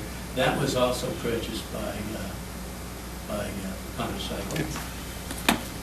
That's just another view of a different set of bike racks at the same location. He's also put bike racks over in the Horse Pond School. Here's some new bike racks on town property. these have just been put in fairly recently. And if you look at those, we find that their company and their webpage and their phone numbers are on it. Is that the manufacturer? That's where you can buy them from. Okay. This is Peg Newman Park here, and you have some new dumpster with solar-powered things, and they're, let's see, they have their advertisement on it, and that's the Renewable Energy Trust that put those in. And then in Peg Newman Park, that's the trust. That's, you can't read it, I realize, but that's a fairly large announcement of who. And in Peg Newman Park, you have the local architect, and it's Peg Newman Park, and who the architect was, and that's been there since 1972. So we're not setting precedent. I never even thought of this till Doug brought it up, but it is something that he brought up, and just because something happened before doesn't mean that it's now that it's brought up. I mean, the schools are totally different. We have no control over their properties, so what they do there is up to the schools. But he brought up a good point. I don't disagree. I had nothing to do with that, but we brought it up tonight, so we can't ignore it. That's the only thing. The reason I did this was because someone had brought it up, and we wanted to know, are we doing something different with bicycles so that other people can do, but bicycles can't? I didn't know, so I went around, I just took some pictures, and that's what you said. Go ahead, Well, I think these are donations. I mean, these are people who are putting these there for the benefit and the value of the community. I don't think it's like somebody wanting to put something in a certain place to benefit themselves and then to put their logo or business card on it. These are donations to the community. Can I think that we Yeah. should just not get into I just have one question. On the Sharrows, they're going to have to be replaced, you say, here every 2 to 3 years? Well, we have no experience with it, so Okay. what we did is we asked the town engineer. And that's what he highway said? department, what is your best guesstimate of this? And they said 2 to 3 years. So We don't have any. after the initial $2,800, the town would pick that up every few years. Is that what we're saying, right? The town, we might go to the town meeting members and say, we run this experiment, here's the data, and go that route, or we might follow what other towns do. If you go up to Concord, New Hampshire, they're everywhere. You go up to Cambridge or Boston, they're using them. All over the country, people are starting to use these because it does make the road safer and so forth. Our attempt was to gather some data to answer questions such Yeah. as you're bringing up. Okay. I just have one other comment, if I could. Sure. I think the article that we refer to often now in town meeting was in Article 3 that allows the Board of Selectmen to accept grants. And then, so what has happened is that I think this thing is sort of mushroomed beyond its original intent. The grants that the Board of Selectmen were accepting were usually monetary grants. They were anywhere from $5,000 to $10,000 to $30,000. Some of them were federal grants. At one time, there was a proposal for the federal government to pay for the salaries of police officers for 3 years. If you hired 15 officers, the feds would pay for their salaries. But then after 3 years, the town had to pick it up. And that's where the concern was, that these large amounts of monies that could be available to us, if we took advantage of them, were we going to have to then pick up the cost of it at the end of the grant. I think we've gone a little bit too far with that in terms of when it goes to the Finance Committee. I think it should be something of some significance. I don't think painting a sharrow on a road is something that we should be concerned about and have the Finance Committee review. I mean, these aren't large dollars. I also think that the first part that you're doing on Depot Avenue is just great. I mean, the town didn't have the funding to do it. The signs are there. The work is going to be done. You're providing all the materials. Sure, if the town had the money, they would do it. and they're going to have to maintain it, but it's not a huge maintenance issue. I don't think it's really within the scope of what that article intended and what the concerns were around monies. I think we've gotten too far off what the intent of Article 3 was by looking at every little thing we do and see whether or not it should go to the Finance Committee. I don't think any of this needs to go there. Mr. myself. Chairman, I mean, I'll take responsibility if people are upset about enforcing Article 4, because I was the one who raised the concern. I originally went to Gary Anderson, former chairman, and he was 100% in agreement on anything, because they need to know, what expenses are going to be needed eventually down the road. Now, I have no problem with this, but I don't want to argue about what the intent of Article 4 is. My question is, do we want to take these all individually or all? Well, again, that's why I originally said that. Yeah. Should we take them individually as we move forward? There is some reoccurring cost. What the cost is, I don't know, and I don't think this board is set up to come up with that idea and ideal. Just, I know you're going to, let me talk here for a minute. This is a board discussion here. So there is no urgency on this. There's no way you're going out to paint those sharrows tomorrow because it's the middle of the winter. It's the spring. So I don't think it's a problem sending this over to the Finance Committee and saying, do you want to look at this? Because we think it's a great idea for the future of this community. It could be 1 year, 2 years, but the odds are if we're going to paint that road, we're going to paint the sharrows at the same time. It just doesn't make sense in 2 years to come back there and not paint the sharrows if we paint the road. So we're not set up to investigate that or even look at it. This is a test, and I wholeheartedly support it. But I also think it's something that we should move to the Finance Committee, let them take a look at it and just say, you know what, it's a great idea, let's get a look at this, but the reoccurring cost is this. Now, we have professionals. Mr. McConaughey is our professional in this community. He's the one who's not here tonight to be able to answer this question. And no one knows how long they're gonna last. So maybe the first time around, we pitch the Finance Committee, say, we'll paint them, let's see how long they last without having to paint them again. So it is a test. Well, let's keep that all in mind. I'm not in disagreement, but I think we have to be fair and consistent. I mean, we can't tell the fire department that they can't accept a grant for $3,000, and then, we don't know, we can assume that there is no reoccurring cost, but in this, we know there's gonna be something if it's successful. We just need to look at it as a community. If we do send that to the Finance Committee, could we include the question, are these the kinds of things you want us sending to you? And use this in some ways as a test case to say, are we going too far in this evaluation? Can we make these decisions on our own next time?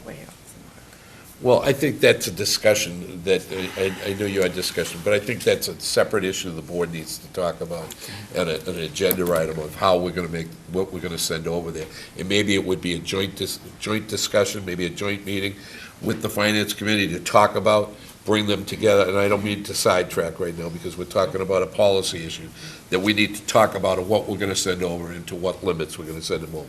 Because I know there's frustration in some departments in this town of, like, we can't accept given money. So I don't mean to draw you in this, in the middle of it, but I don't think, go ahead. Are we going to take a motion on this tonight or not? Yeah, we were trying to do that. But a motion to approve it, or? Well, it's on it to vote it, so what I suggested is we take one at a time, and if you want to make one, like the fence, I don't think we'd need to do anything.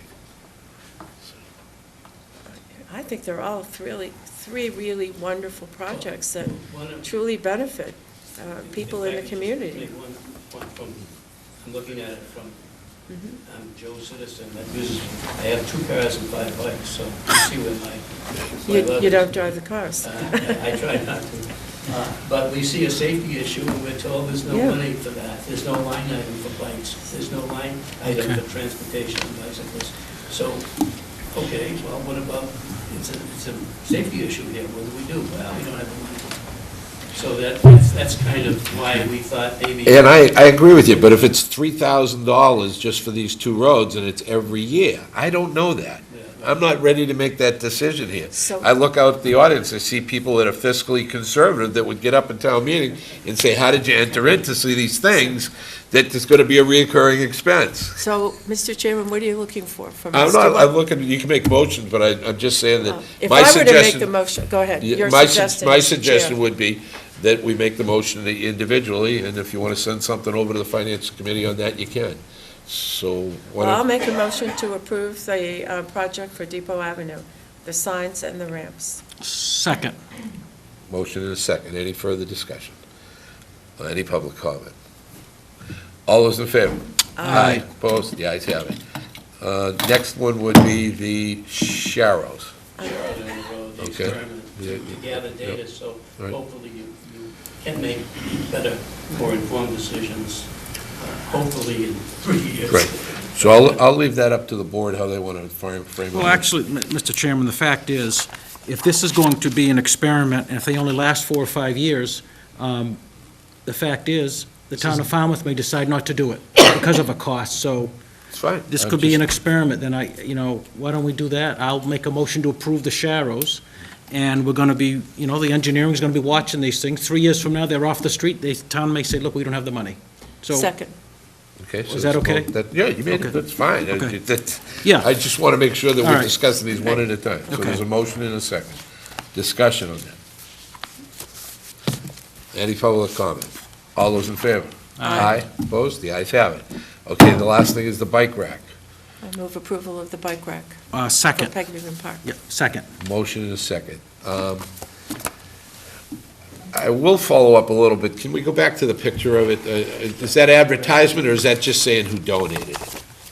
That's just a motorcycle, it's not painted on it, it's just carved out of. Okay, I mean, there's manufacturers, we can't, we buy a car and it says, Actually- battles on it, there's some of those things. Okay. I looked at your DPW cars that you buy from Hyannis. That's what I'm saying, so I mean, I didn't take a picture. all right, thank you. I don't want to get the wrong side of the DPW. I'm gonna get a motion, then I'm gonna take some comment on it. We have a motion. We have a motion in a And second. a second. Did you want to comment? Okay, so all those in favor? Aye. Opposed? The ayes have it. Thank you very much. Thank you so much. Appreciate And it. thank you to the Thank you for your Friends- work, and thank you for your donations. And I don't know how to touch that. I don't know whether we need it later, so should we leave that on, Heather? I think I can get rid of it from here. We do need it later. We don't want to shut the projector off, though. Oh, you need the projector later. We need the projector. Okay, next up is approve application for change of hours, all alcoholic club license, Green Pond Yacht Club, 470 Acapesket Road, and 366 Minot Road in East Falmouth.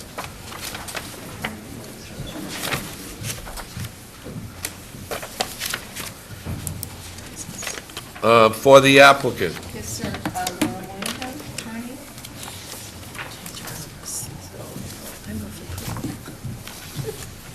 The first quarter's underway.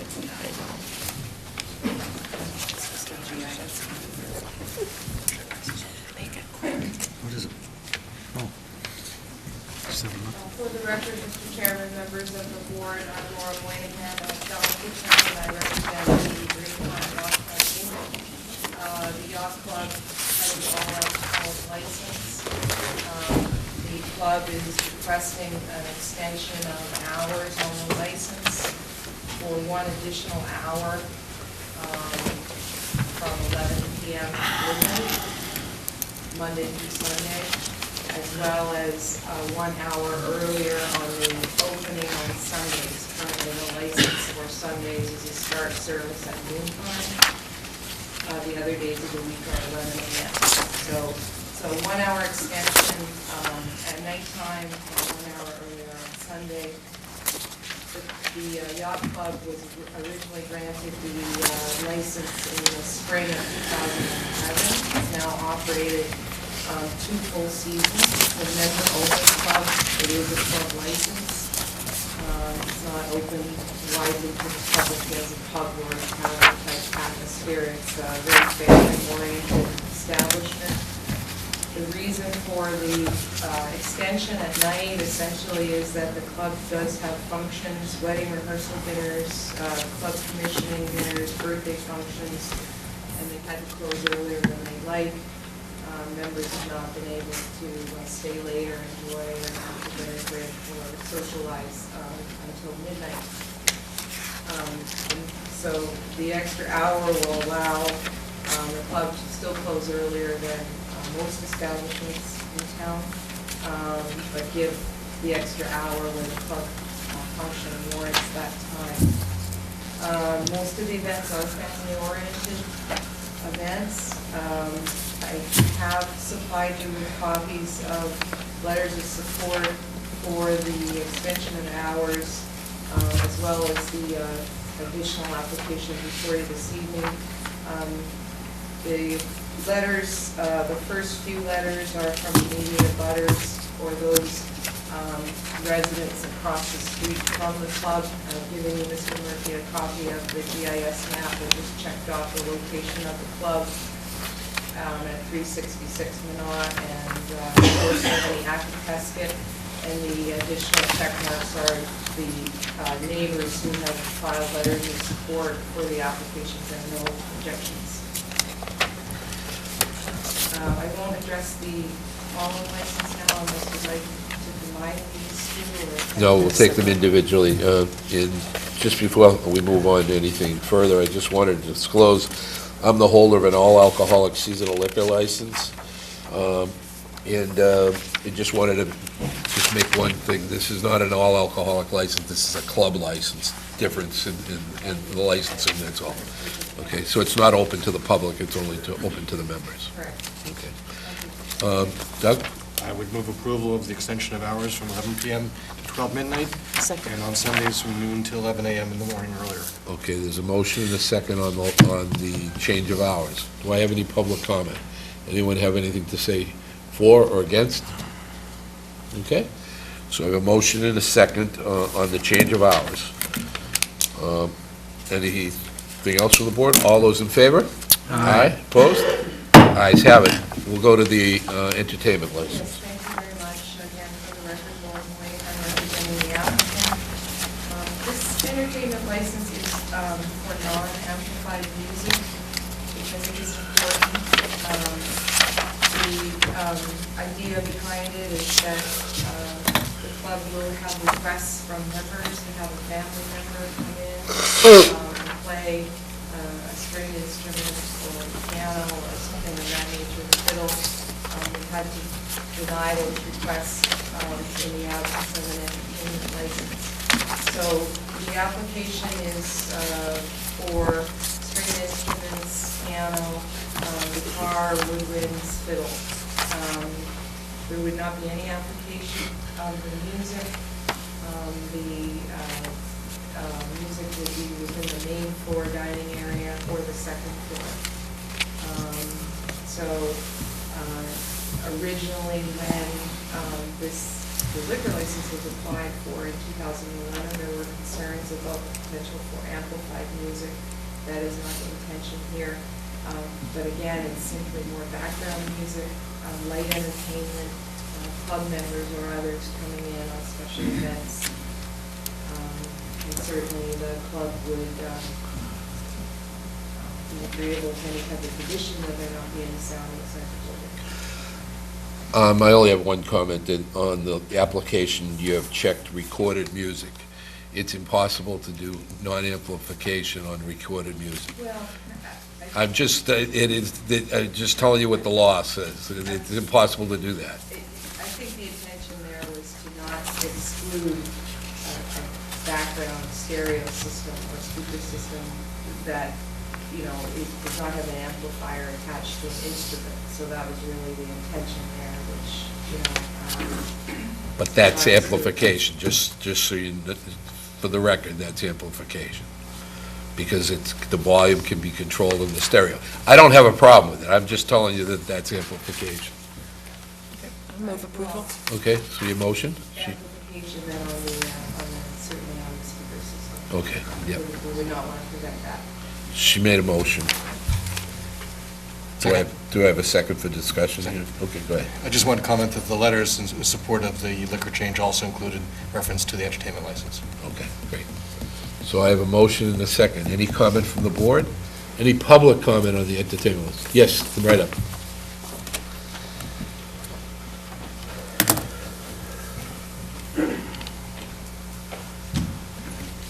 Thank you. I'm Mike Kinney from the Davisville.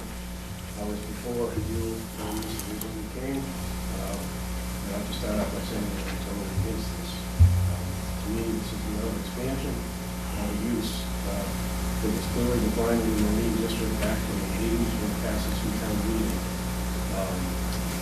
This whole expansion at this site never heard a hearing because it was administratively approved by the chairman of the appeals board, and that was later deemed, I wouldn't use the word illegal, but inappropriate by town council.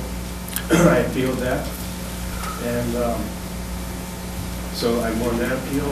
I appealed again for the expansion for a hearing, and I was told that there could be no hearing because I was not living close enough to be able to have any kind of financial implications from this. So this whole project, even though it is allowed in the Marine District with a hearing, the hearing is not held. So as far as I'm concerned, the camel's nose is inside the tent. And I hate to get more of that camel in there. And so I want to go on the record saying emphatically that I am against this. There are other neighbors that are against this. Mr. Freeman, who's in the late 90s, who lives right across the street, was against this. He and I found out about this Friday night, and I read the Enterprise. Okay, that's the first we heard about it. He's not here. I'm not feeling well, as a matter of fact.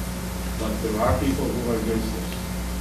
So I want to go on the record saying that to me, this is just another expansion that should never happen in a residential district. Can I just follow up question to you, Mr. Kinney? This is about just the entertainment license. We already voted on the I didn't liquor. say anything about Okay, that. that's it. Okay, thank you. In fact, I have had no problem with the way it's operated at this point. But I just remind you that 24 of those seats were on the deck. So that's about 1/3 of the seating capacity of that for-profit Dock Club restaurant is outside. Okay. Pat? Well, I think it's important, I mean, even though it's already in our regulations, it's important to state for the record tonight in the motion that the music cannot be heard outside the building, that the windows have to be closed and there can be no sounds heard outside the building. That's... Okay. Did you want to say something more? Just that the club has operated now for 2 seasons. There haven't been any issues there at all that they're aware of.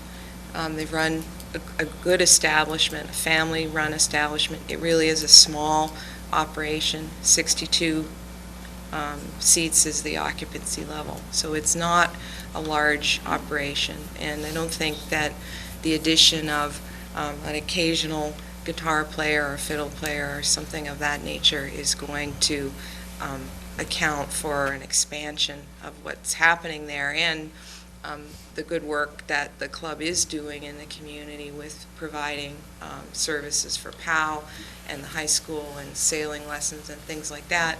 And yes, I mean, there's a revenue stream that goes to fund those things for the community. So there's a give back there as well. Okay. Thank you. Any other public comment? Okay, so we have a motion and a second. Any other further discussion from the board? I just want to go on record that both liquor licenses and entertainment licenses are up for annual review by the Board of Selectmen, so that if there is some complaints and there's a history of those complaints, that can be in fact reviewed by the Board of Selectmen. So it's important to note that. Okay? So we have a motion and a second. I'll call a vote. All those in favor? Aye. Opposed? The ayes have it. Thank you. Thank you. Yep.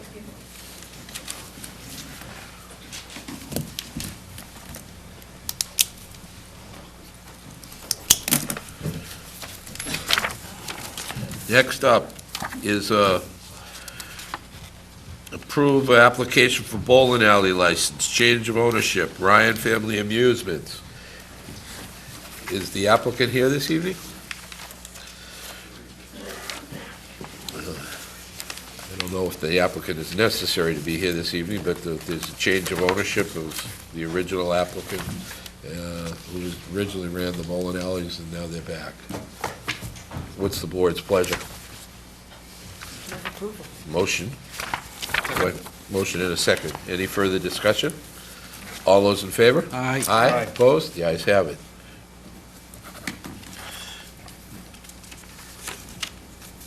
Next up is to vote to affirm the appointment of Frank Duffy as town council. And we're going to frame this discussion a little bit for the board.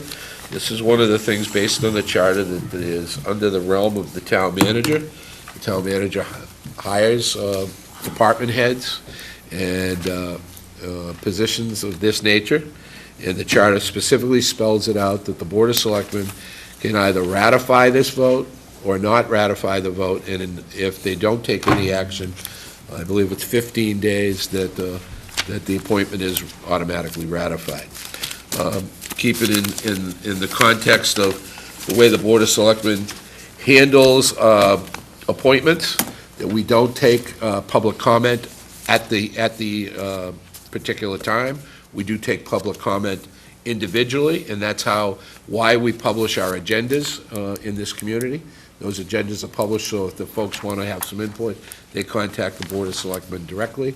I know that I have had a couple of contacts in the last couple of days. I appreciate those comments, but this is a board discussion, and I'll open it up to the board for any discussion. Yes. Mr. Chairman, if I might just make a couple opening remarks, just to clarify, per charter, it's 10 working days. Oh, it's 10, I'm sorry. As far as the board's window to vote to affirm or concur with the manager's recommendation. And as the board's aware, I've had the privilege of being a manager here for a little over a year, serving the town of Falmouth, and in that time I've been extraordinarily pleased with the working relationship with town council Frank Duffy. So it's with great pleasure that I recommend to you the continuation of Frank as town council for the town of Falmouth. Do you want to answer any explain the term of this appointment? It's a three-year term, right. as it has been in the past. It would go through beginning in January, of course, and end at the end of calendar year December, 3 years hence. Okay. Doug? I would like to reiterate Chairman Murphy's point that if you have concerns about this appointment, the appropriate thing is to mention to a member of the Board of Selectmen or to the town manager itself. But with this recommendation, I would fully support to go along with what our town manager has suggested. Also, I would like to reiterate that the three contacts I had were relative to maybe over the next 3 years, the town manager, who has been looking at the departments for streamlining, is a possibility, and I think he's confirmed he's going to be possibly looking at a different model of town council type setup, and that is something that the three people who called me were concerned about. So I don't want to put words in his mouth. He can speak on it if he wishes, but that's something over the next 36 months he's going to be looking into regarding streamlining expenses and investigating into a different type of model for being provided with town council services. I just want to make a comment that it's very rare that you find an attorney with as broad a scope as Mr. Duffy has. Typically, attorneys are specialized in one particular scenario, unless you go to a firm, and even when you're dealing with a law firm, each and every one of the attorneys in that firm has a specialty. And he's been able to provide us a great, broad, open service to the community. Just like members of the Board of Selectmen, not everyone may agree with everything he brings forward, but I believe he's been diligent and thoughtful, as well as sticking by the law, and I think that's a key issue as we move forward as a community. We're continuing to look as a board at ways we can reinvent this town and do things in a better fashion. This is a 3-year appointment, and I'm sure the town manager will look at whether this model works for the community as we move forward. It may, it may not, but at this point in time, I think it's appropriate to be able to continue the charge with Mr. Duffy. Well, I'll just say that there are towns that do have in-house councils, and there are others that don't. And it's usually it's the town manager's decision whether town council is going to be an employee or whether it's going to be a contractual operation. And I worked in a town where it was contracted, and I can tell you it's a lot different than knowing that you have counsel right here, that you can pick up the phone and review or ask questions, which most of the time is what we do. We ask questions. What do you think about this? Or, and it's very, very helpful, and I know it's very helpful to the department heads as well, because when you have in-house counsel, the individuals, and Frank certainly has that wealth of knowledge across the board to know when it's something that can be handled in-house or when it's something that has to be handled by an outside counsel or a special counsel. And that doesn't happen a whole lot of times, but when you become knowledgeable in land use and other issues, it's very valuable to have someone right at the end of the telephone. So with all those comments, I would move to affirm the appointment of the town manager. You want me to do I have to mention this, the term? Yeah, you For the want to put term. the term. Till December 31st, 2016. So did you? Is that? No, December 31st, 2016. Yes. That's, Now, okay. You make the motion, I'm definitely going to second it. And you're adding it. Okay. You're adding that Yeah, to the and I'll motion. second. No, you did it as part of the motion. That's what I meant. Okay, That's all part of the original motion. Okay. Okay. Then And I- he seconded. And I second it. Mr. Chairman, could I Yes. just interject? I think that's a typo. 3 years should be 2015. Certainly, Selectman Oh. Braga read certainly correctly, but I think with 2013 being the first calendar Right. year, it would end It's at 2015. December 31, 2015, to be most accurate on the 3 years. So I will restate the That's motion right, correct. to affirm the appointment of the town manager, Frank Duffy, as town council with a term ending December 31st, 2015. Second. Motion and a second. Any further discussion from the board? All those in favor? I have some Both? public discussion. I have some Good night, thank you. Excuse me, sir. Yes, I'm Malcolm Donald. Please sit down.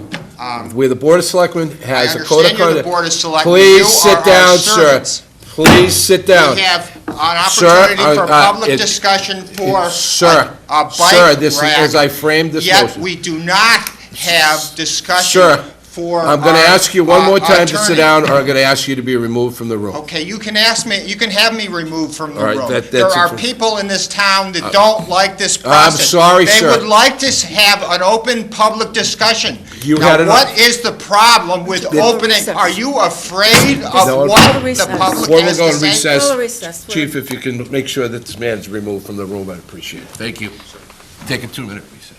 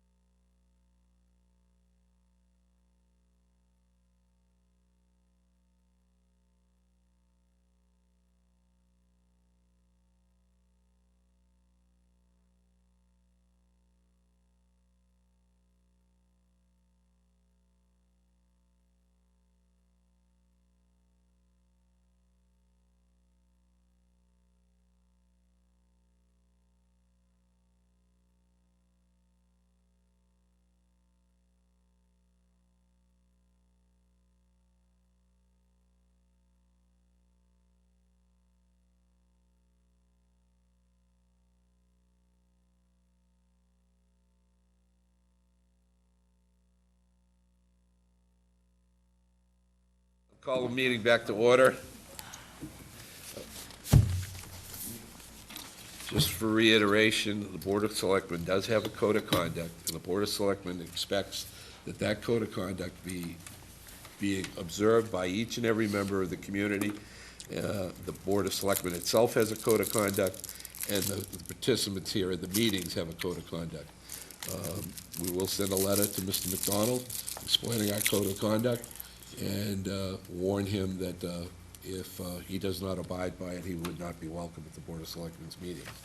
Thank you. Next up is vote to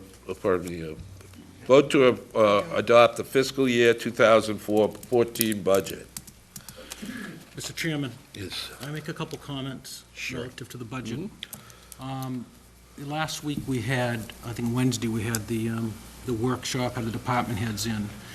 And I remember when we originally, or Julian did, propose a finance director's position. I was against it, but then I was all for it. I spoke with people, got support, town meeting, did a lot of that. And I'm doing the same thing with the assistant DPW director.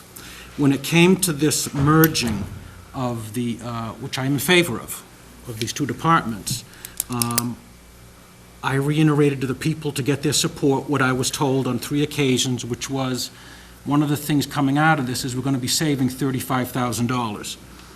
And when I went in to this year's budget and the proposed budget, and you merge and put together the salaries of these two departments, this year it's $580,000, next year it's only $577, a savings of $3,000. Now, I did miss a few weeks in October, which is probably when you voted to create those two positions per the charter, I guess, because I wasn't here, but I have no problem with taking the $42,000 from the salary of the assistant harbor master, reinvesting it into that second technician. I am not in favor of this other position of resource technician or whatever it is, and I will tell you, I'm a bit taken back because my credibility is on the line with the people I went to because of this and fought for this, get support, after I was told by the administrator's office on numerous occasions, we're going to have a net result of a savings of $35,000, and I find out that's not the case. And I will tell you, I'm a bit upset about it, actually. I feel like I've been misled. And that's my comments I wanted to make. I want to make a couple of comments. First of all, this board has not created the new positions. We did look at a organizational chart when this organization was, we talked about changing this organization as we move forward. But because something's on an organizational chart, didn't really come up. And I will say that we gave Mr. Frazier a disservice last week. It was near the end of the meeting, and there were folks who were rushing, and he even himself rushed his presentation to the board. I will say that I agree with you in part of this, but the other part I don't agree with. The part I may agree with is the part about the technician to look at the land use and things of that nature, the part-time technician. However, I think it's important, the maintenance person, because the harbor master's office lost the assistant harbor master, and those monies are I agree with that position. Oh, you do? Okay, Yeah. I didn't understand. It's just the other one. Okay, okay. It was where the savings went, that I And- was told we were going to have, and that's, I'm sorry. And I think it's important that we also find a way to fund that position before the fiscal year 2014, the maintenance position. You don't do maintenance for a marina July 1st. I think there's got to be a way that we can find a way to move some money once we create the position after town meeting to be able to get that maintenance person on board. Because we're talking about docks and things of that nature. That's very important for ourselves in this community, because we take in a lot of income on those slips, moorings, and things of that nature as well. So I guess if we're in agreement on that, we have the discussion about the one other position. Yes, Doug? Mr. Chair, I was concerned about that issue also, and I think a good deal of the savings that we were looking for may have gone to the increase in propagation, both the ones that we did funding this fall, but we also, in 2012, had about $12,000 in shellfish propagation, and that's getting bumped up to $62,000 for 2014, which is a significant enough change to where we're losing some of that savings that we are getting. I think he was talking about just in salaries itself. I'm talking about the salaries, and look, saving 30 here, 30 there, you know, I realize it's not going to affect anyone's taxes, but it's still a savings to the taxpayer. And that's what I explained to get support for this to people, is what I was told, which was a savings of $35,000, which has now been used up for this third position, and I'm not for it. I am definitely for the person taking the place of the assistant harbor master, absolutely. Well, how about we look at things, and we walk before we run here, and that we consider it that what we're talking about is, we'd have to put it on a vote to, create the new position, but we put it in the budget for the new position of the maintenance worker, because I think that's something that's important as we move forward. I mean, this year, like soon. And the other position, I think we can have a little time to breathe on that position as we move forward and take one at a time in the organizational chart. Let's chip away at it and be able to move to that next year, whether it be next year or in the fall town meeting, if we can find that wherewithal for that. But that's my suggestion. When do we take the vote? Build some consensus here. When do we take the vote? We're going to make a vote on this budget tonight, and I think Heather I had asked her to prepare a couple of options here for the board, because I kind of had heard that there was some angst in regard to this. So this would be we would vote on the budget in one part, and then we would make go ahead. Just a little option for the board. The organizational chart that you're presented with the budget is the same organizational chart that was presented last fall when the board was presented with the merger. And I think I can speak for everyone by saying it's the merger of the two departments that's important. There's been a tremendous amount of energy and resources in taking a look at how we can provide better community services, taking advantage of the opportunity of two significant retirements in both DNR and the Harbor Masters Department. I'm not going to talk too much about the organizational chart. This is what was presented. Clearly, there is a need for that maintenance worker, which is a G6. If that position were not included and adopted by the board, then we would need to take a look at funding the old deputy harbor master's position, because that is the maintenance position. So we recommend that the board adopt all of the changes, including the maintenance worker, which is the G6.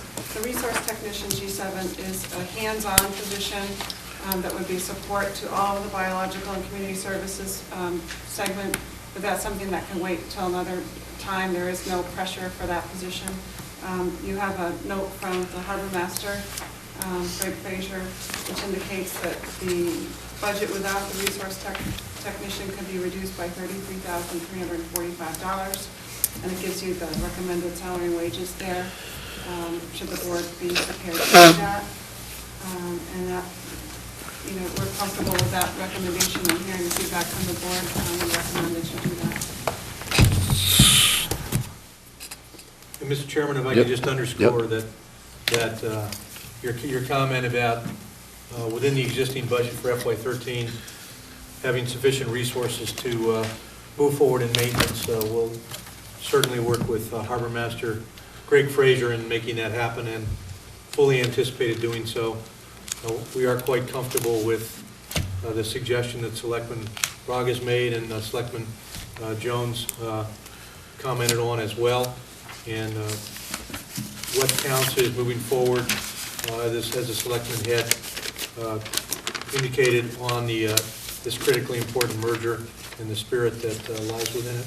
So we'd appreciate that opportunity and be happy to make the adjustment that Heather has just summarized, if that would be the desire of the board. I would move we make that change to the department So eliminating the resource tech position in Second. that department for this Second. fiscal year. So you'd say that would reduce the line item 5110, salary and wages, to $472,849. That's correct. Okay, so that would be just that one line item. Could I just clarify that? Are you asking to reduce the line in the budget as well as not considering the position? I mean, you could leave the position there not funded and still decrease the budget and leave it there so that if it hasn't been voted on by the board anyway. It's on the organizational chart. No, but I mean, if you leave it in the, I'm just making a recommendation to reduce the budget. to by that reduce the budget $33,000. line. Okay, then I'll second that. Okay, so that, and I wholeheartedly agree with your discussion. That doesn't mean we can't create the position this spring like we did the others, but when we fund it will be another scenario. Right. So I wholeheartedly agree with you on that. Just for future reference, it may be better, and this is a scenario, what came first, the chicken or the egg, that in the future, we create positions so we know they're coming down the line before funding the position. And when we create a position, typically the board gets a job description and what everything entails in that particular position. With all due respect, we're really kind of funding something that we don't know what the entire job description might be in regard to that. So we do have a motion in a second, but that's for future knowledge. Okay? Yeah. Any further discussion? Any public comment? Yes, sir. Thank you, Mr. Chairman. My name is Dave Mount. I've been a member of the 300 Committee Board for the past 10 years and the stewardship chairman for that 10-year period. And I was very pleased to hear Selectman Mary Pat Flynn's suggestion and your confirmation that the position could be there available for such time as you decide the duties and decide to establish it and later fund it. Because, as you know, we partner with the town in many ways, and my particular committee deals with monitoring properties, many of which are town properties, maintaining trails, doing various work.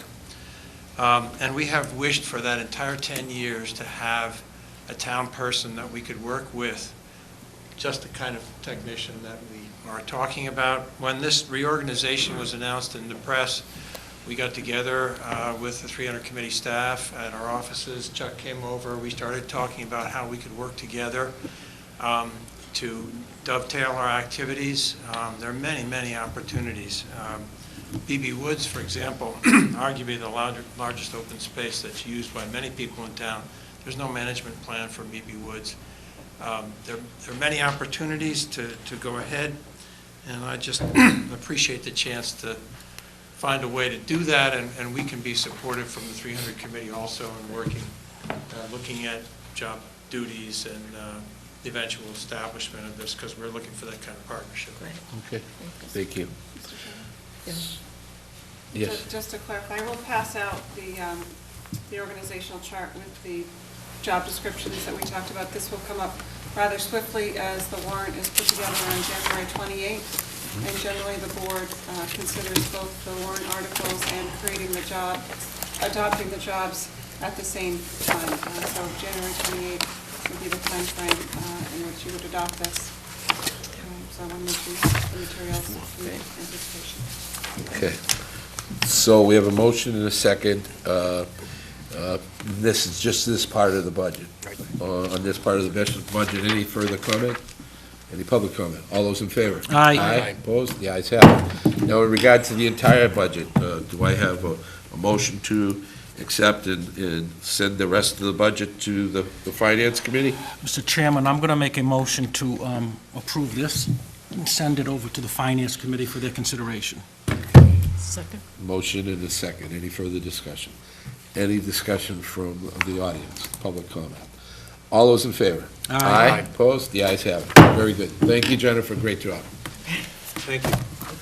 Thanks, guys. Next up, Water Quality Management Committee presentation update.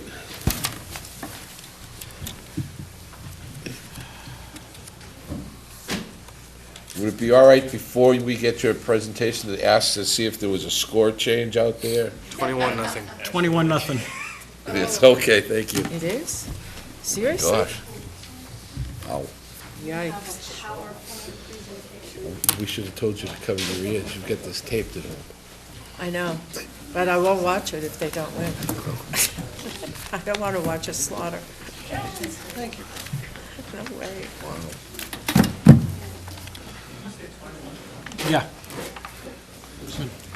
And it's not Notre Dame. What did he say? He said, did we say really say 21, no? 21, oh, yeah. God, that's awful. That great team. Okay, good evening and welcome. Jeez. Okay, thank you, Mr. Chairman. I'm Eric Turkington, Chairman of the Water Quality Committee, and with me is Virginia Valiella, who has worked closely on a couple of the items that were before your board on tonight. We're presenting you with the substance behind an article that we've recommended for your consideration to do permitting and planning funding for two projects that we think are key to enhancing the estuary's water quality in this town. And we'd like to run through these projects in some detail because the public should know what we're asking them to pay for. But we can start, I think, with the Bourne's Pond Inlet opening. Bourne's Pond, as you know, there was an opening done 30 years ago, and it wasn't wide enough, to be fair, to produce the maximum gain that we could have had if we had done it wider at that time. The MEP study of Bourne's Pond made it quite clear that of all the ponds in Falmouth, opening that inlet to its full extent, 90 feet, would have the most bang for the buck in terms of nitrogen removal without sewering. The study concluded that a 90-foot opening would be the best as far as flushing. And right now, what we have is a 50-foot opening. So the plan would be to provide permitting and engineering design to widen that inlet. It would also involve extending a couple of the jetties, rebuilding the jetties as well, which are sort of deteriorated. Originally, there were 4 alternatives looked at by the engineers. A single-span bridge, a very long bridge with nothing supporting it in the middle, a double-span bridge, which is the same long bridge with a support in the middle. The third option was an additional culvert bridge, in other words, keeping the existing bridge and installing 2 culverts with a bridge over it to the east.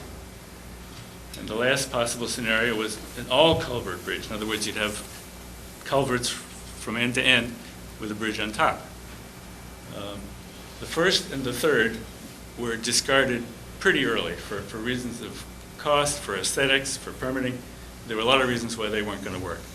But we did pursue further scenario 2 and scenario 4. After consulting with the DPW and Ray Jack and the Beach Committee and others, the preferred model that we're proposing to you tonight is the one with a longer bridge with a support in the middle. It's the least expensive option. It provides for the most flow. It's the easiest to maintain. For a lot of reasons, it was the preferred option by everybody who looked at it. And the cost of that involves $300,000 for permitting and $400 for design. Permitting for this is more expensive than permitting most projects because there is every environmental issue known to man at this location. It's a barrier beach, it's a dune, it's a public road, there's wetlands, there's everything you can think of, and every state agency that has a say in these matters is going to have a say in this project. So it's more than the average cost for permitting. Design is what it is. The total cost, including all design, permitting, building, and everything, would end up being $5.5 million. The gain would be a much cleaner Bourne Pond as far as nitrogen goes, and an extreme reduction in the amount of sewering that would potentially have to be done to reach that same level of water quality. So that's option one, the Bourne Pond piece. Virginia would now talk about the other piece. Okay. Did you want to say something, Dave? I just, a quick sure, go question. About a year ago, Virginia, you had that thing at the library regarding dredging, and one of the issues we do not know yet is opening up and flushing, actually how much benefit we get way up, is it, I guess you call it the groin, I guess, way up, right? And that's what we're gonna find out. The modeling can show you how much farther up, what they call the tidal prism, how Okay. much farther up when there is a change in tide that water gets exchanged. Okay. And basically, part of the contract that was let this last fall and delivered to us ran a series of computer models, and that's how we arrived at the 90 feet as being the optimal amount, so that when the tide comes in and the tide goes out, we get the change. Thank The you. groins will extend out towards Vineyard Sound. They don't actually go into. I was thinking of way up, I have my, So I I got it think you backwards. were probably thinking what they call tidal prism. It's the amount of water change that occurs and In other words, how flushing much it. benefit do we get of nitrogen removal way up when we open up? That's what I was, Clearly less further up. that's what, okay, thank you. Now, you would answer my question. Thank you very much. Thanks. The second engineering project that we're going to brief you on tonight has to do with the Lower Little Pond service area. And both of these projects are part of the master plan that the town voted with Article 17 back in 2011. We're working on the engineering and design costs this year, and we will be working on construction costs for next year, just to give you the larger picture. So we have here, Lower Little Pond was identified as having very poor water quality. We know we had a fish kill this year. Practically a build-out, so it's more than dense development. It's practically a build-out. It is adjacent to the existing sewer main, which currently stops more or less where the Stop and Shop is. And it was originally proposed to be the next area that the town sewered way back in the 1980s, when the last time was that we worked on this plan. So for all those reasons, that's what we've been working on. So if you turn to the next one. This is what we call our evaluation area. This is the proposed sewer shed. The engineers have broken it up into subsets, and that has to do with design issues. But as far as the public is concerned, it includes all of the Mara Vista Peninsula, all the way up to Nickerson Street. It includes the T-Ticket School, but accessed from Route 28, the T-Ticket area, through Alphonse Street. On down Route 28, T-Ticket Davis Straits, and then the rest of Falmouth Heights that is within the watershed for Little Pond. There is a portion of Falmouth Heights that is not in the watershed for Lower Little Pond. It actually discharges directly to Vineyard Sound. So sewering that would not improve the water for Lower Little Pond, and so that's why this sort of stepped boundary here. The line for the watershed actually is more like that, but we wanted to keep the pipes in the streets, not run them through people's backyards. So that's how you got that line down there. We looked at 4 different technologies here, and that included the committee going to various places where this technology is in the ground, and have Martha's Vineyard and Hyannis where they've had actual experience. And costs were developed for the various kinds of technologies within this sewered area. Let me see. We ultimately decided, for a variety of reasons, both cost and ease for the homeowner, that it should be a combination of low pressure and gravity. And if you go to the next slide, you can barely see here. This is sort of green. This is sort of pink. All right, pink is pressure. It means that that particular property is, well, let's do it the other way. Green is gravity. And so obviously the house, the lot, is positioned such that the water will flow just by gravity to the pumping station. There are going to be 2 pumping stations, one in the Falmouth Mall area, and the second in the back of the T-Ticket School. And it's approached from Alphonse Street.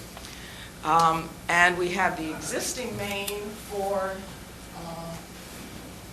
the sewer that's hit there now, and these are existing pumping stations here at Inner Harbor and over at Shipwrecks Pond.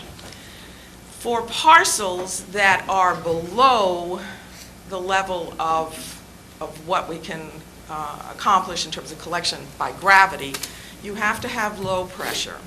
And this constitutes basically something that's in the front yard. The diameter of it is a little bit bigger than a garbage can, and will have an electrical connection, and it basically takes all of the effluent from the house and pumps it by pressure, low pressure, into a main that ultimately connects to the gravity sewer. Next slide. We priced out all of these options, and this was the lowest, this combination of low pressure and gravity. We are looking at design and permitting, as I said, for this year as part of the overall funding plan for wastewater needs.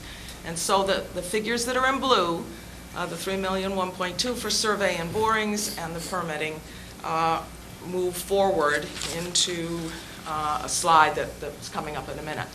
The other costs that are involved that we're proposing in our article have to do with the collection system in Main Street. There's a need, it was put in the 80s, needs to be inspected, it may need some cleaning, and there will be certain areas where we need some surveys. So that gives you the $95,000 figure. And secondly, after the water is treated at the plant, it has to be discharged, the disposal area. Those costs of evaluation, this is Site 7, will come to $228,000. And again, that's for the whole thing of designing and recharging the groundwater. So next slide. This is the summary of the costs. You see Bourne's Pond, there's the total 700 with the 2 elements that Eric talked about. The Lower Little Pond, your total engineering and design is 4.3, and there are the subsets of that, and then the 95,000 and the 228,000 that I just mentioned. So you have a total, as we see it at the Water Quality Committee, of needing $5.38 million for moving the wastewater project forward. Right. When this plan came before the board in the CWMP back this summer, the board was very clear that while it was known that a window of opportunity of $9 million was going to be available, you were very clear that you did not want it all spent on these projects, however meritorious they may be. So our ask in this situation is 5.3, which is, I hope, within the parameters of what the board was contemplating when they told us not to spend all the money on these projects. It's part of the plan that this board approved. It's part of the plan that the town meeting has been approving right along. It's a major project, there's no question about it, and this is only the beginning of the conversation about this. Everyone in the Heights will have questions. Everyone in the Boynes Pond area is going to have questions. We think we've produced the biggest bang for the buck in both cases in terms of the ability to reduce nitrogen in a cost-effective way. If you remember, one of the original schemes that was proposed for this town was to sewer everything from the Heights all the way to Wacoit, and then go north of 28 and do sewering some more for $600 million. This board wisely told them where they could put that plan, and it moved on to recommending a smaller plan, which involved sewering only from the Heights, not quite to Wacoit, and not north of 28, and using some other mechanisms of savings. It became a $300 million project. What this is a bare bones, much reduced version of that one, Basically, the only sewering that's being done here is around Little Pond, the most adversely affected pond in the whole, out of the 14 estuaries we have in this town. Little Pond is the worst. Little Pond is the least expensive to sewer of any of them because it's adjacent to the existing sewer mains, because those mains were designed for that exact purpose 30 years ago. It made the most sense to do Little Pond. Boyne's Pond the same way, in terms of opening that pond up more and getting more flushing in there. The bang for the buck, once again, was the best we could find. As you know, we're exploring alternatives to both of these ways of dealing with nitrogen, and all of them are being pursued in a very serious way. The town has provided the money to do this, and in the next 5 years, we hope to have alternatives that can be proven to work, and hopefully they will save us money and provide us more options as we attack all the other estuaries. But this is the beginning, and this board has been enormously supportive every inch of the way, and we're hoping that to see that continue now that we're actually talking about spending serious money. Couple of questions, and this is the design cost of the collection system. There then is another cost, a design cost for a treatment facility? The treatment facility is the wastewater plant in But we would West need some Falmouth. expansion of that, right? Right now, it's treating a little over 500,000 gallons a day. Its capacity is over 1 million gallons a day. Now, we have 2 slides here, which we have offered to present on Jerry's behalf, because he has some upgrades that he would like to do at that plant. But that plant, right now, in its current configuration, has more than enough capacity to handle the amount of septic we're talking about here. Do we know the capacity of what, in other words, what this area is? About 290,000 gallons. Okay. So we're at 500,000, round numbers, at the plant now, and you can go up above 1 million, so 290,000 definitely fits within the capability of the plant to treat the effluent. As you remember from the Comprehensive Wastewater Management Plan, we told the state we would treat it at the plant, but it would be discharged outside of the West Falmouth watershed. It would be discharged to other parcels. So that's a key piece, and that's why the design and permitting for that other discharge site is in these numbers. Okay, I'm going to ask you a couple of questions here. And this board, as we move forward this year, has considerable funding issues. Of course. Not only wastewater, but drinking water. And we would hope to be able to stay within that window. If we needed to not cut anything, but delay something, is there a way to prioritize some specifics of this project versus, in other words, some areas that you would be not as anxious? In other words, if you had to prioritize, would it be to lay out this collection system or do the design on the bridge? I'm just asking questions here. And if you're not ready to answer that question tonight, that's fine as well. I'm going to make 2 points, and Eric may make some others. The town needs to move forward because of its obligations to the state to meet these limits in all of the ponds. The sewering is definitely extremely important, and I would say that would have to move forward. But if you remember from the spreadsheets that we included in that report, there are funding windows, which is not only for design, it's also for construction. And so the big projects, which are the sewering and the Boyne's Pond, need to fit that schedule because those funding windows only occur at those particular times, and they involve getting matching amount of money from the state with the state revolving fund, SRF loan. So if we had to delay Boyne's Pond, it wouldn't just be probably for a year. It would put it off quite a bit. Okay. Eric? Go ahead, Heather. Yes. Can I ask it, Mr. Chairman? I like the way Chairman Murphy asked that question. He asked it much differently than I would have, and I think the outcome is better.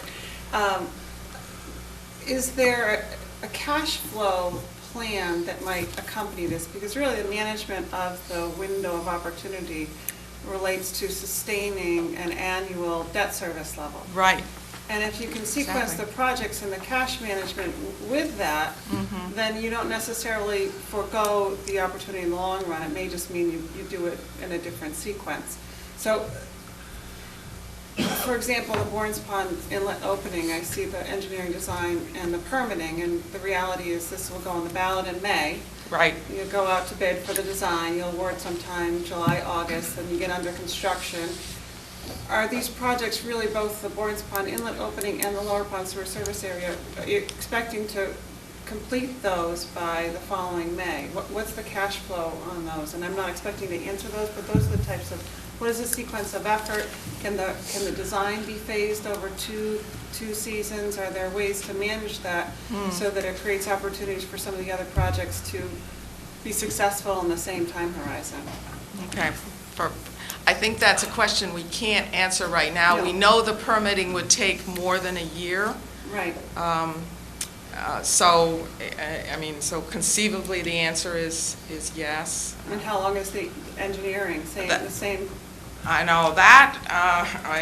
We need to do that now. Yeah, but part of the trouble you get into is if you haven't done the engineering, you can't do the permitting. Right. Because you have nothing to show anyone. Right. So they're kind of packages that kind of have to at least start off together, even though some take longer to finish. We're not myopic about this. We understand the town drinking water issue is huge, and it's quite clear this is the year for infrastructure for the town, and we're not the only option on the table. And we intend to work totally cooperatively with anyone and everybody to come up with something that the town meeting will like and the voters will like, because that really is the key. What we like is interesting, but what they like is what matters. Right, and I think it's important to note that even though we're under some state mandates to clean up these estuaries, we're faced with the chicken or the egg scenario here. We're also faced with the mandate from the state to provide clean drinking water. Yeah. And the chicken or the egg, which came first? Do you have to drink it before you need to clean it? I don't know, but we need to do both of them. But we need to try to do it in a balanced approach so that we stay within that window. And I'm trying to ask you, is there some flexibility so we can accommodate both? I know we can't build the water treatment plant this year with that window, but we might be able to design it, and we might be able to do both, all of them. But we may need to talk about prioritizing specific parts of the project, that's all. Right, and as the chairman points out, the state is very free with its mandates and not very free with its financial support for those mandates. So this really is going to be our problem for both, all the issues that we're talking about here. Do you have a dollar amount, even a ballpark, for the design for the water treatment at this point? Yeah. We don't have a firm number at this point. Do you have a ballpark number? Well, if you're using Mr. Chairman. Yes, go ahead. I'm not going to give a number, but if you're using the same order of magnitude, if you're looking at a $45 to $60 million filtration system and 10% design costs, you're looking at the very same order of magnitude. But- Okay.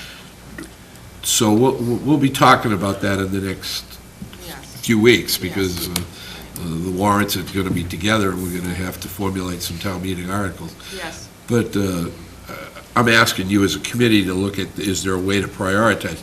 I'm not saying we're going to have to, but I'm just saying that we want to be realistic about this moving forward. One other question I wanted to ask you, and we found this over in the New Silver Beach project, is we designed a project, came up with a price.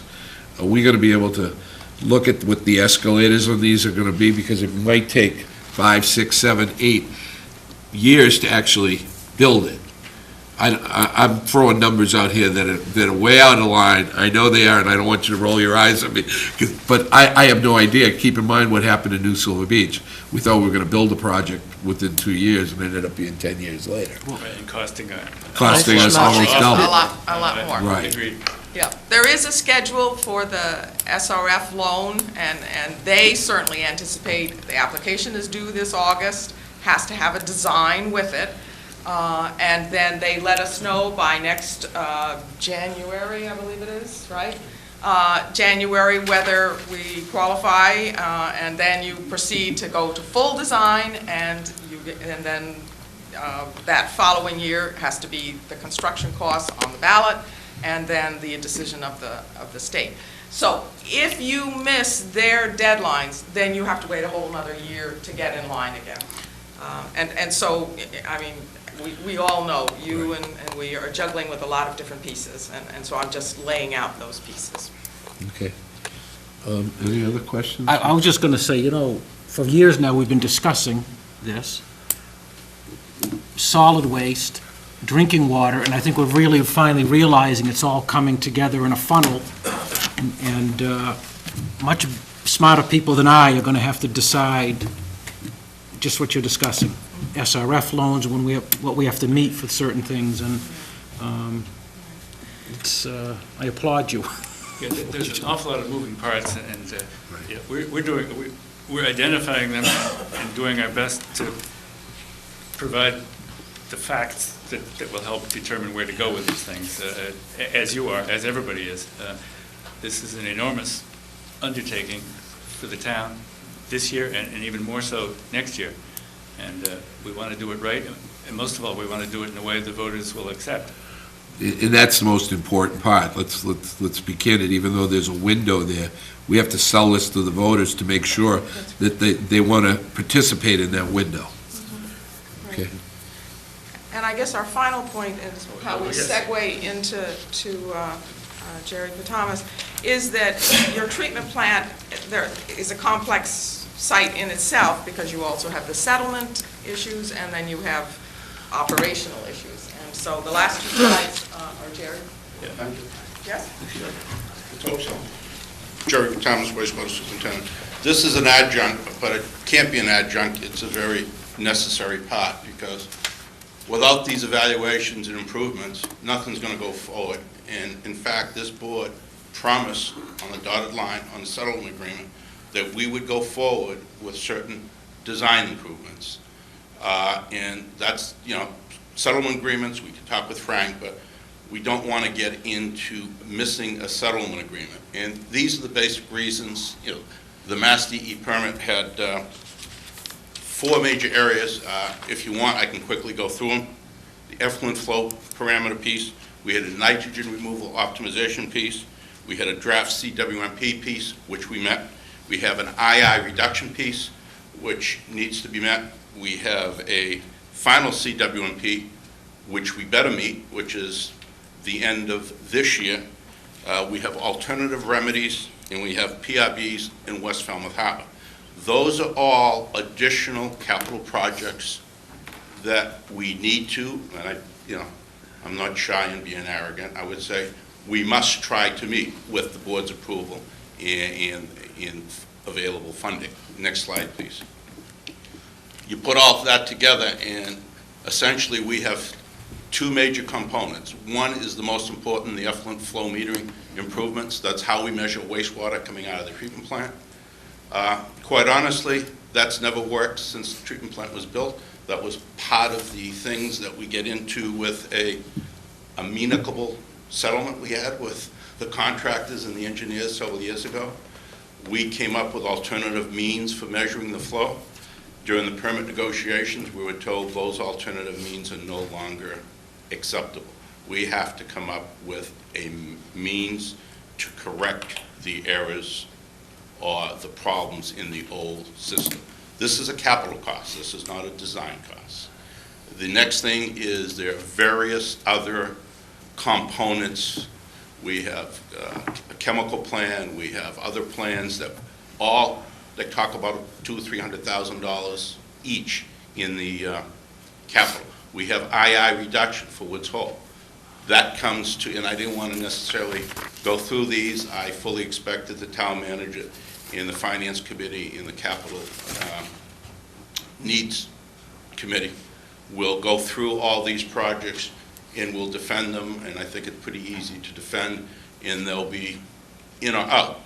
But in addition to the Water Quality Management Committee's request for $5.3 million, we have another real request of $1 million.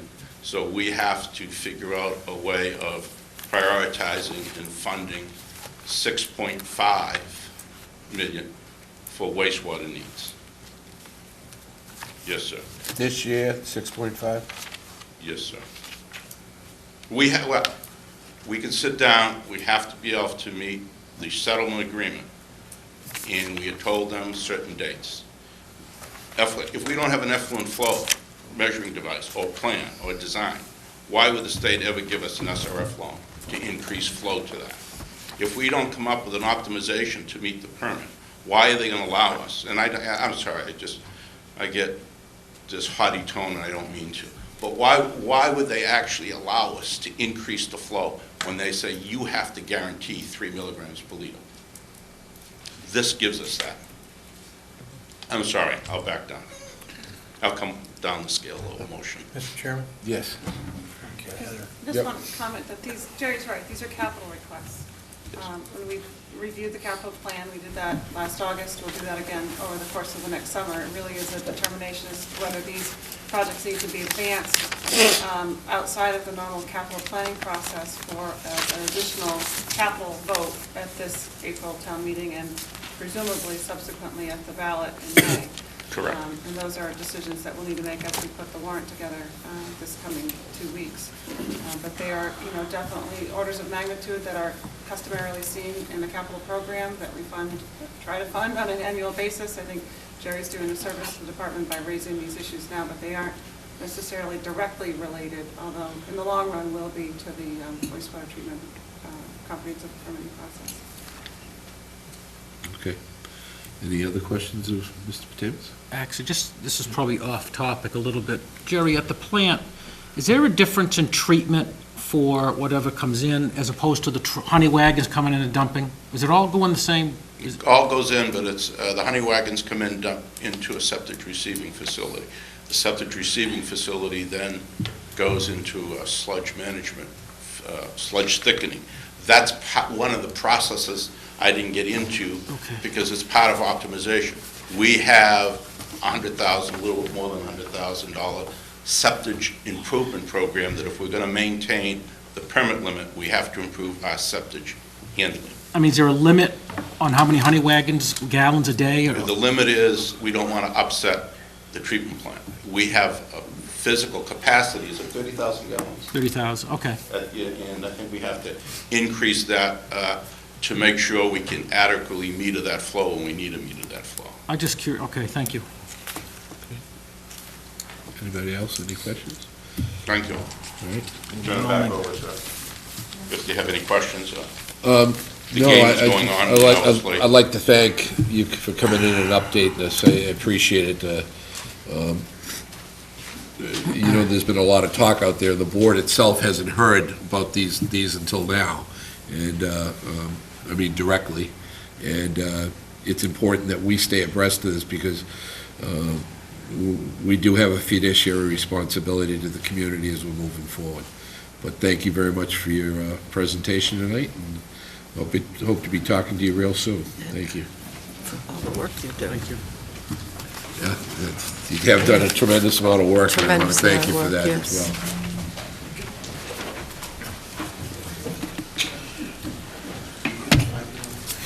well. Next up, approved minutes of December the 10th and December the 17th. And approve to release or not to release executive session minutes of December the 17th. Let's do the regular minutes first. Approve removal of the minutes of December 10th. Second. Motion and a second. Any further discussion? All those in favor? Aye. Opposed? The ayes have it. Move approval of the minutes of December 17th. Second. Motion and a second. Any further discussion? All those in favor? Aye. Opposed? The ayes have it. Executive session. Not to release. Not to release. So this would be a motion to approve and not to release. I make the motion to approve without releasing. Second. Motion and a second. Any further discussion? All those in favor? Aye. Opposed? The ayes have it. Okay, we'll move to summary of actions. First up is approve annual license renewals We have in-holders, common victual licenses, secondhand dealers licenses, Class 3 secondhand dealers licenses, wine and malt common victual license, all alcoholic common victual license. I'd like to just withhold the Leaside Restaurant and the all alcoholic common victual license and make a disclosure that I'm the holder of an all alcoholic seasonal liquor license. So can I have a motion for everything except the Leaside? We don't have the Leaside on our list. I don't have Leaside. I don't see the lease side. Well, this master Oh, yeah, you got another one. Oh, maybe this was a later a one? later one that came in on the all renewals. All right, I'll make a motion to approve everything except the The Leaside on Railroad Avenue. Okay, so there's a motion. Second. Second. And I did do my disclosure in there. All those in favor? Aye. Opposed? The ayes have it. Motion. Just- Motion to approve the lease side? Okay, motion. Second. Motion and a second, just for disclosure purposes, I'm the holder of an all alcoholic seasonal liquor license, and because of the close proximity of this license to my restaurant, I will not vote on this, I'll abstain. So I have a motion and a second. All those in favor? Aye. Against? Abstentions? One abstention. Okay. Next up, vote intervention of layout of passion on record, pass on record, and pass on recording costs, I'm sorry. With this is the non-betterment roads, so this is, some information, would try to make two separate motions. One would be to accept the roads that the town engineer has designed and said that they're acceptable as town roads. The other part would be that the habitants on these roads would share in the cost of the recording, because it's getting very expensive to record these as town roads. They've done all the design work and things of that nature to be able to be accepted roads. I would move the layout of Sandcastle Drive, Castle Road, and Cash's Trail. Okay, so you could make that motion? Okay, Second? motion and a second. Any further discussion? Yes. And to refer the plans to the planning board. Oh, And defer the plans to the planning board. Right. Okay. all right. So And then you the follow second- the second. the Okay, second so motion. let me just get the call a vote on that one. Oh. All those in favor? Aye. Aye, opposed? The ayes have it. Need a second motion? In accordance with the practice of non-betterment road takings at no cost to the taxpayers, the Board of Selectmen hereby require the petitioners of the above-named roads to pay for the cost of recording documents at the Registry of Deeds. So that's a motion? That's a motion. Do I have a second? Second. Motion and a second. Any further discussion? All those in favor? Aye. Opposed? The ayes have it.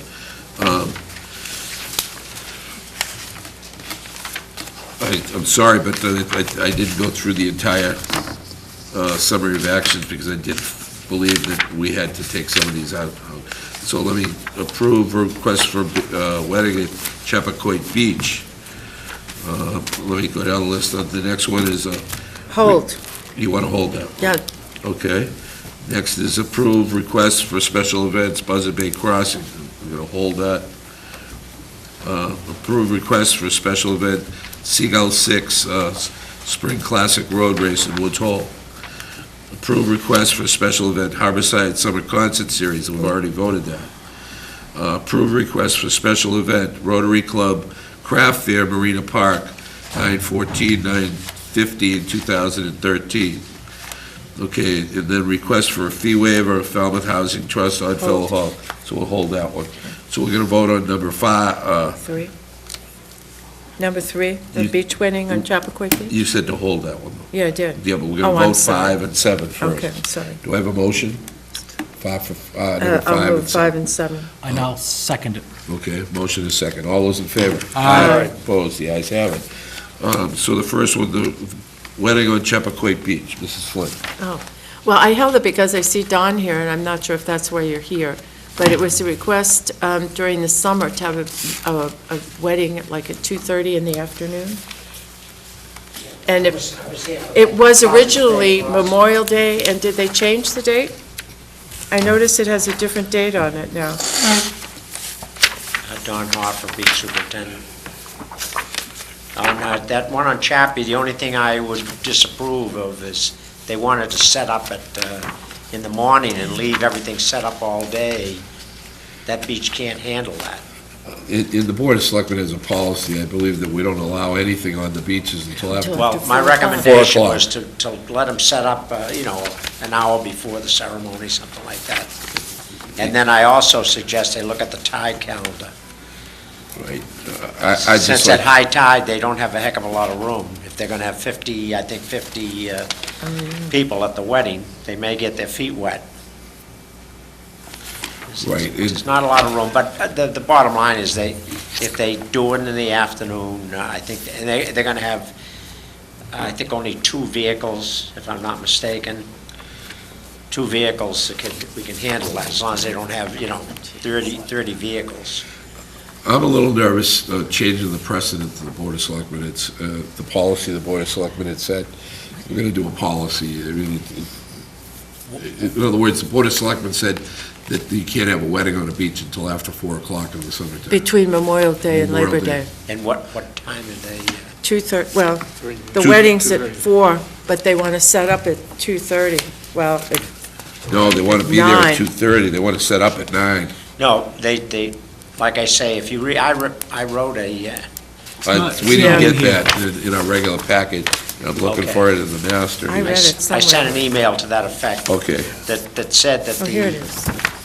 the, Oh, no, I did see it, that I didn't want to tie the beach up until, but the ceremony's at 4. right. So they, Right, so my suggestion to the board would be that we stick with our policy, and if they can allowed to have the wedding at 4 o'clock, and that's when they can come to the beach, at 4 o'clock. the only thing there in this particular case, if you give them 30 minutes to set up, because they probably have reservations at some, like the Coonamessett Inn or something, and if we don't allow them to go through this, I mean, the ceremony would be at 4. So that would be okay, right? It's just a setup that's... At 4 o'clock, it would be based on our policy. My only question is if it is high tide, no one knows that right now, and it is a hot day in the end of June on the 23rd, and the beach is packed, and we say, okay, well, you can do it at 3 o'clock, they're going to be coming in and saying, we need some space. Okay, so We have a policy that says 4 o'clock. right? So you probably would, your recommendation would be to have them have the wedding a little bit later, like at 5 or something. Or 4:30. Right, 4:30. And if you do it early enough, they should be able to adjust the So I would say post-wedding ceremony. that they can have access to the beach at 4, access to the beach at 4. Now, if that means they need a half hour to set up, then they have to move the wedding to 4:30. If they need an hour, but that, they would have access to the beach beginning at 4 o'clock. Yeah, that'd be fine. How would I'm that sure be? that would be Is this fine. that? That sounds fair and reasonable. Okay. Do you make it that in the form of a motion? I'm making that as a motion, that we would approve the application for a wedding ceremony on Chappaquay Beach on Sunday, June 23rd, providing access to the beach beginning at 4 p.m. Okay, so it's a motion. Do I have a second? Second. Any discussion? All those in favor? Aye. Opposed? Ayes have it. Mr. Hoffer, can we get you a copy of that wedding policy? And when you make a recommendation, you make the recommendation also based on our policy? So, in other words, rather than us try to catch it all the time, that you have that, and it's kind of a Bible. Someone calls you and contacts you, you're going to know that that's where our policy is. Is that okay? It could either be 90 degrees that day or 45 degrees that day. I mean, who knows? Well, what I look at is the number of vehicles. 2. You can always squeak the wedding ceremony. That can always happen. You may have a lot of onlookers, but it's the wait a parking minute. that's the killer. Well, but they only needed, They need a limousine. No, that's fine. They were going to have a limousine. Yeah. So, take everybody there. yeah. Okay. All right. Thank you. Thank you, Why don't Don. you stick around, because we have next one up? Yeah, you got the Buzzards Bay crossing, right? That's Yeah. right. What's that? Approved request for special event, Oh, yeah. Buzzards Bay Crossing, Old Silver Beach, 5/23 through No, 523. It says through 523. It's actually a little bit longer than that. I'm trying to look. 523 through 526. 26.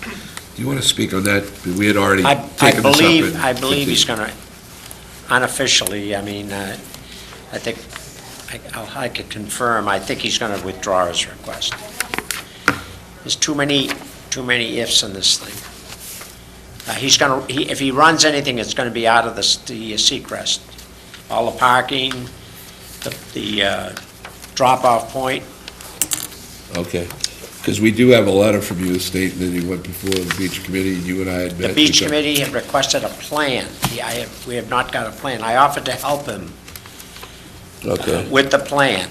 You need some kind of a plan that lays out where you're going to be, certainly to delineate between where the swimmers are and the, and these, Windsurfers. the surf, the wind, what do you, Kite sailing, windsurfing. the wind surfers. I would move taking no that action kind on of this stuff. until we get a plan. And the other thing is, I gave him they call it the marine event person that he has to talk to in the Coast Guard. That's right, yeah. Oh, I forgot about that one. It's not on that. Yeah. Plus the harbor master's going to, I mean, this would be kind of a heavy involvement here. Right. And, I mean, you got people out on windsurfing halfway across Buzzards Bay, and they fall off or something, and now who's going to go after them? You are, you're going to get in that rowboat, and you're going to... You're going to have to, but anyway, to make a long story short, I believe he will not have to make a decision on this. Well, Doug's making a motion that we hold this till we Yeah. check with the applicant. The applicant's In the not here. meantime, I'll try to get him to, I thought he officially was going to do this. Right. Of course, the one thing that came up the last time this was before the board was that it's on Memorial Day weekend. So I appreciate that you and I had some meetings in regard to this as well. Thank you. So you're making a motion to table this until we hear from the applicant. Do I have a second? Second. All those in favor? Aye. Opposed? I'll tell him Thank you very much. to get with you folks. Next up is a request for fee waiver, Falmouth Housing Trust, Oddfellow Hall. Mr. Chairman, could I make a Yes, comment? sure. They seem to meet the conditions of the selectmen's policy, with the exception that they've requested inexplicably that all fees associated with this be waived. And of course, per the selectmen's policy, it's clearly stated that inspection fees and the fees associated with direct service or material costs will not be waived. So if the board wants to entertain that, it would be with that condition. I would move that we approve the waiver request with that condition. Okay, Second. so there's a motion and a second. Any further discussion from the board? Any public comment? Mr. Chairman, just to clarify further, technically it's an exemption, as it's Heather's an reminded me, as exemption, not a opposed to a waiver. fee waiver. Okay. Under your policy, it's deemed an exemption, so I Because- guess we should clarify that. Because they're a private, nonprofit agency. And it's that- affordable housing. That uniquely benefit the public, right. Okay. What's this Well, there's a going on? motion and a second. We All- have- okay. Go ahead, we haven't called the vote. All those in favor? Aye. Opposed? The ayes have it. We need a score update, Mr. Chairman. What is the Chris, score? where you got the score? Oh, you've been looking at your phone all night. Come on. 28 to nothing at halftime. 28-0. You've been looking at a video instead of football? Still, Did you take any minutes tonight? We'll check your article in next edition. Be sure you didn't miss anything. Next up is the individual selectmen report, then we'll go to the town manager. Just wanted to make a couple of announcements. Next Tuesday, we do have a meeting scheduled with the Wind Turbines Options Group, and so that'll be next Tuesday evening at 7 PM. 6:30, I thought it said. 6:30, that In sounds... the library? At the library? Mhm. Are we gonna... Is that correct? That's what the calendar said. That was a suggestion. Oh. Okay, that sounds fine. And, What if- Oh, go ahead. well, On that. you know, that's probably, well, I'm just trying to think of, for television and everything else, this is gonna be something that's gonna be watched. Is that room more conducive? What's that? The wind turbines? Well, I had sent it, when it came out, I had sent an email to Diane saying, I don't know if that room's big enough. So I haven't Well, heard back, I just. Why I don't don't know. we ask them tomorrow night? Because I think they might want to prefer a different type of a setting. They don't want, this maybe formal, us behind the table. I'm not sure. They Maybe- want us coming to them, not Yeah, them coming more to of us. a- So that's one reason why they're, I think, suggesting the library. The library. I don't think it's that much smaller than this room. No. I just thought when it was advertised, there'd probably be a lot more people that I didn't know. That's one thing I thought of. Then you have to go to a much larger venue, such Yeah, as you Morse would Pond. still- or House. Well, one thing we want to do is make sure that we have the capabilities to televise this. Well, they do Oh, yeah, they televise the do. winter. They and- televise it. At the library. When we talk about going to one of the schools, the capabilities Lawrence or are not something, very yeah. good. No, they've been televising the meetings, and Right. they've been working out very well. Why don't we check with them tomorrow? Okay, that sounds fine. How about our representatives there come up with the most convenient location? Okay? And one last thing on my report is that we do have that polar plunge, and it is open to the rest of You're the going to mention it again? members of the Board of Selectmen, and Mr. Suso, who graciously declined last year and took a pass on it. Not quite, Mr. Chairman. He just- I took my shoes off and walked through. He actually did. But I All right, one last. wanted to confirm As I, that for the as record. I want to refresh the terms. You and I are both paying our 20, one of us is paying an extra 50. You know what, I'm just gonna give him the 70 right up front. Oh, all right. And I'll still kick the water, but that. Well, you said you were going to get a wetsuit. I think I that's never said I unfair. was gonna get a wetsuit, I'm already wearing one. Mr. Chair. One last thing, I went to report to the board, I had the opportunity to attend today.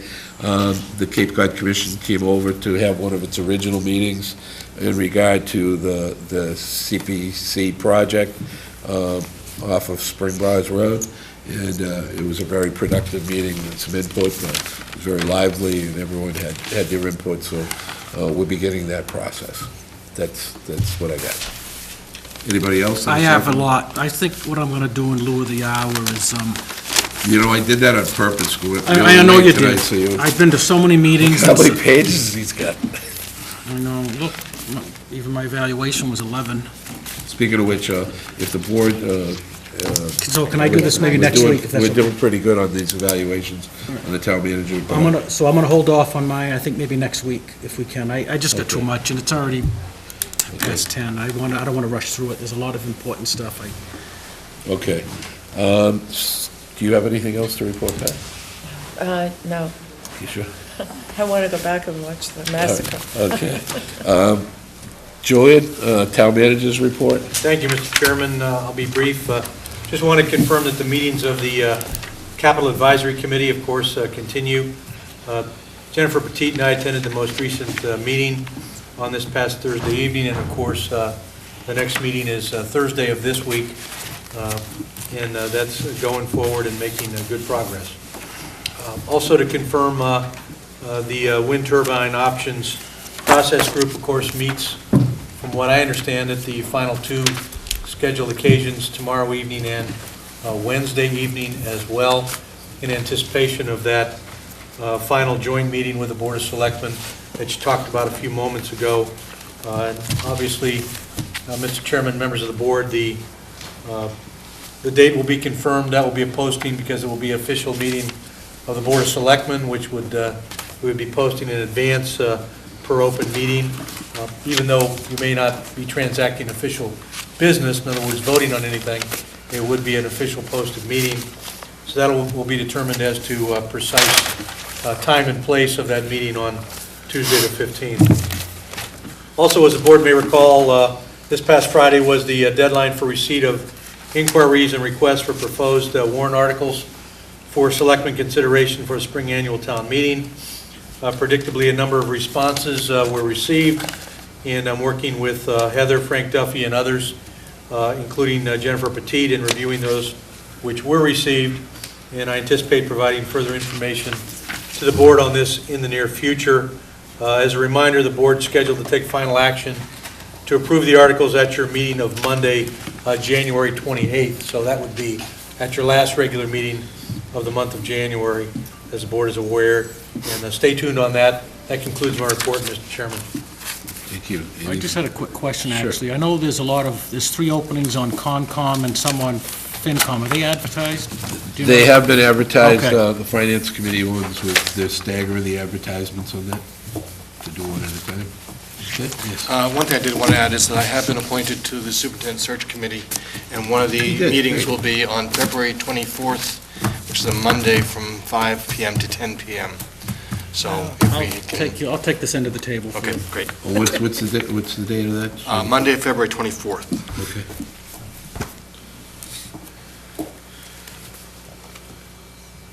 Sorry, 25th, excuse me, Monday the 25th. Okay, so I have a motion to adjourn. Thank you, we haven't met in a couple of weeks, this was a long agenda. and- So moved. Motion and second. All those in favor? Aye. Opposed, the ayes have it.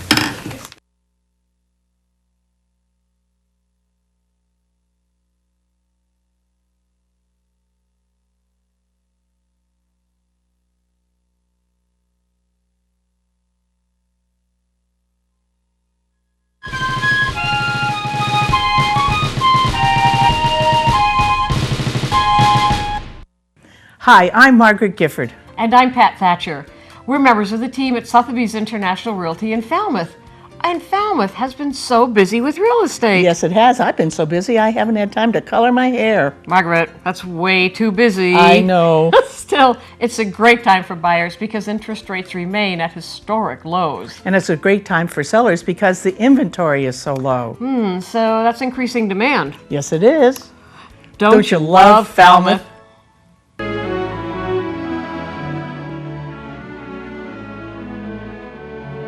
Remember, WC Communications is your printing team. We are calm and cool under pressure. You can call us at 508-563-7366 or toll free at 1-800-696-7303.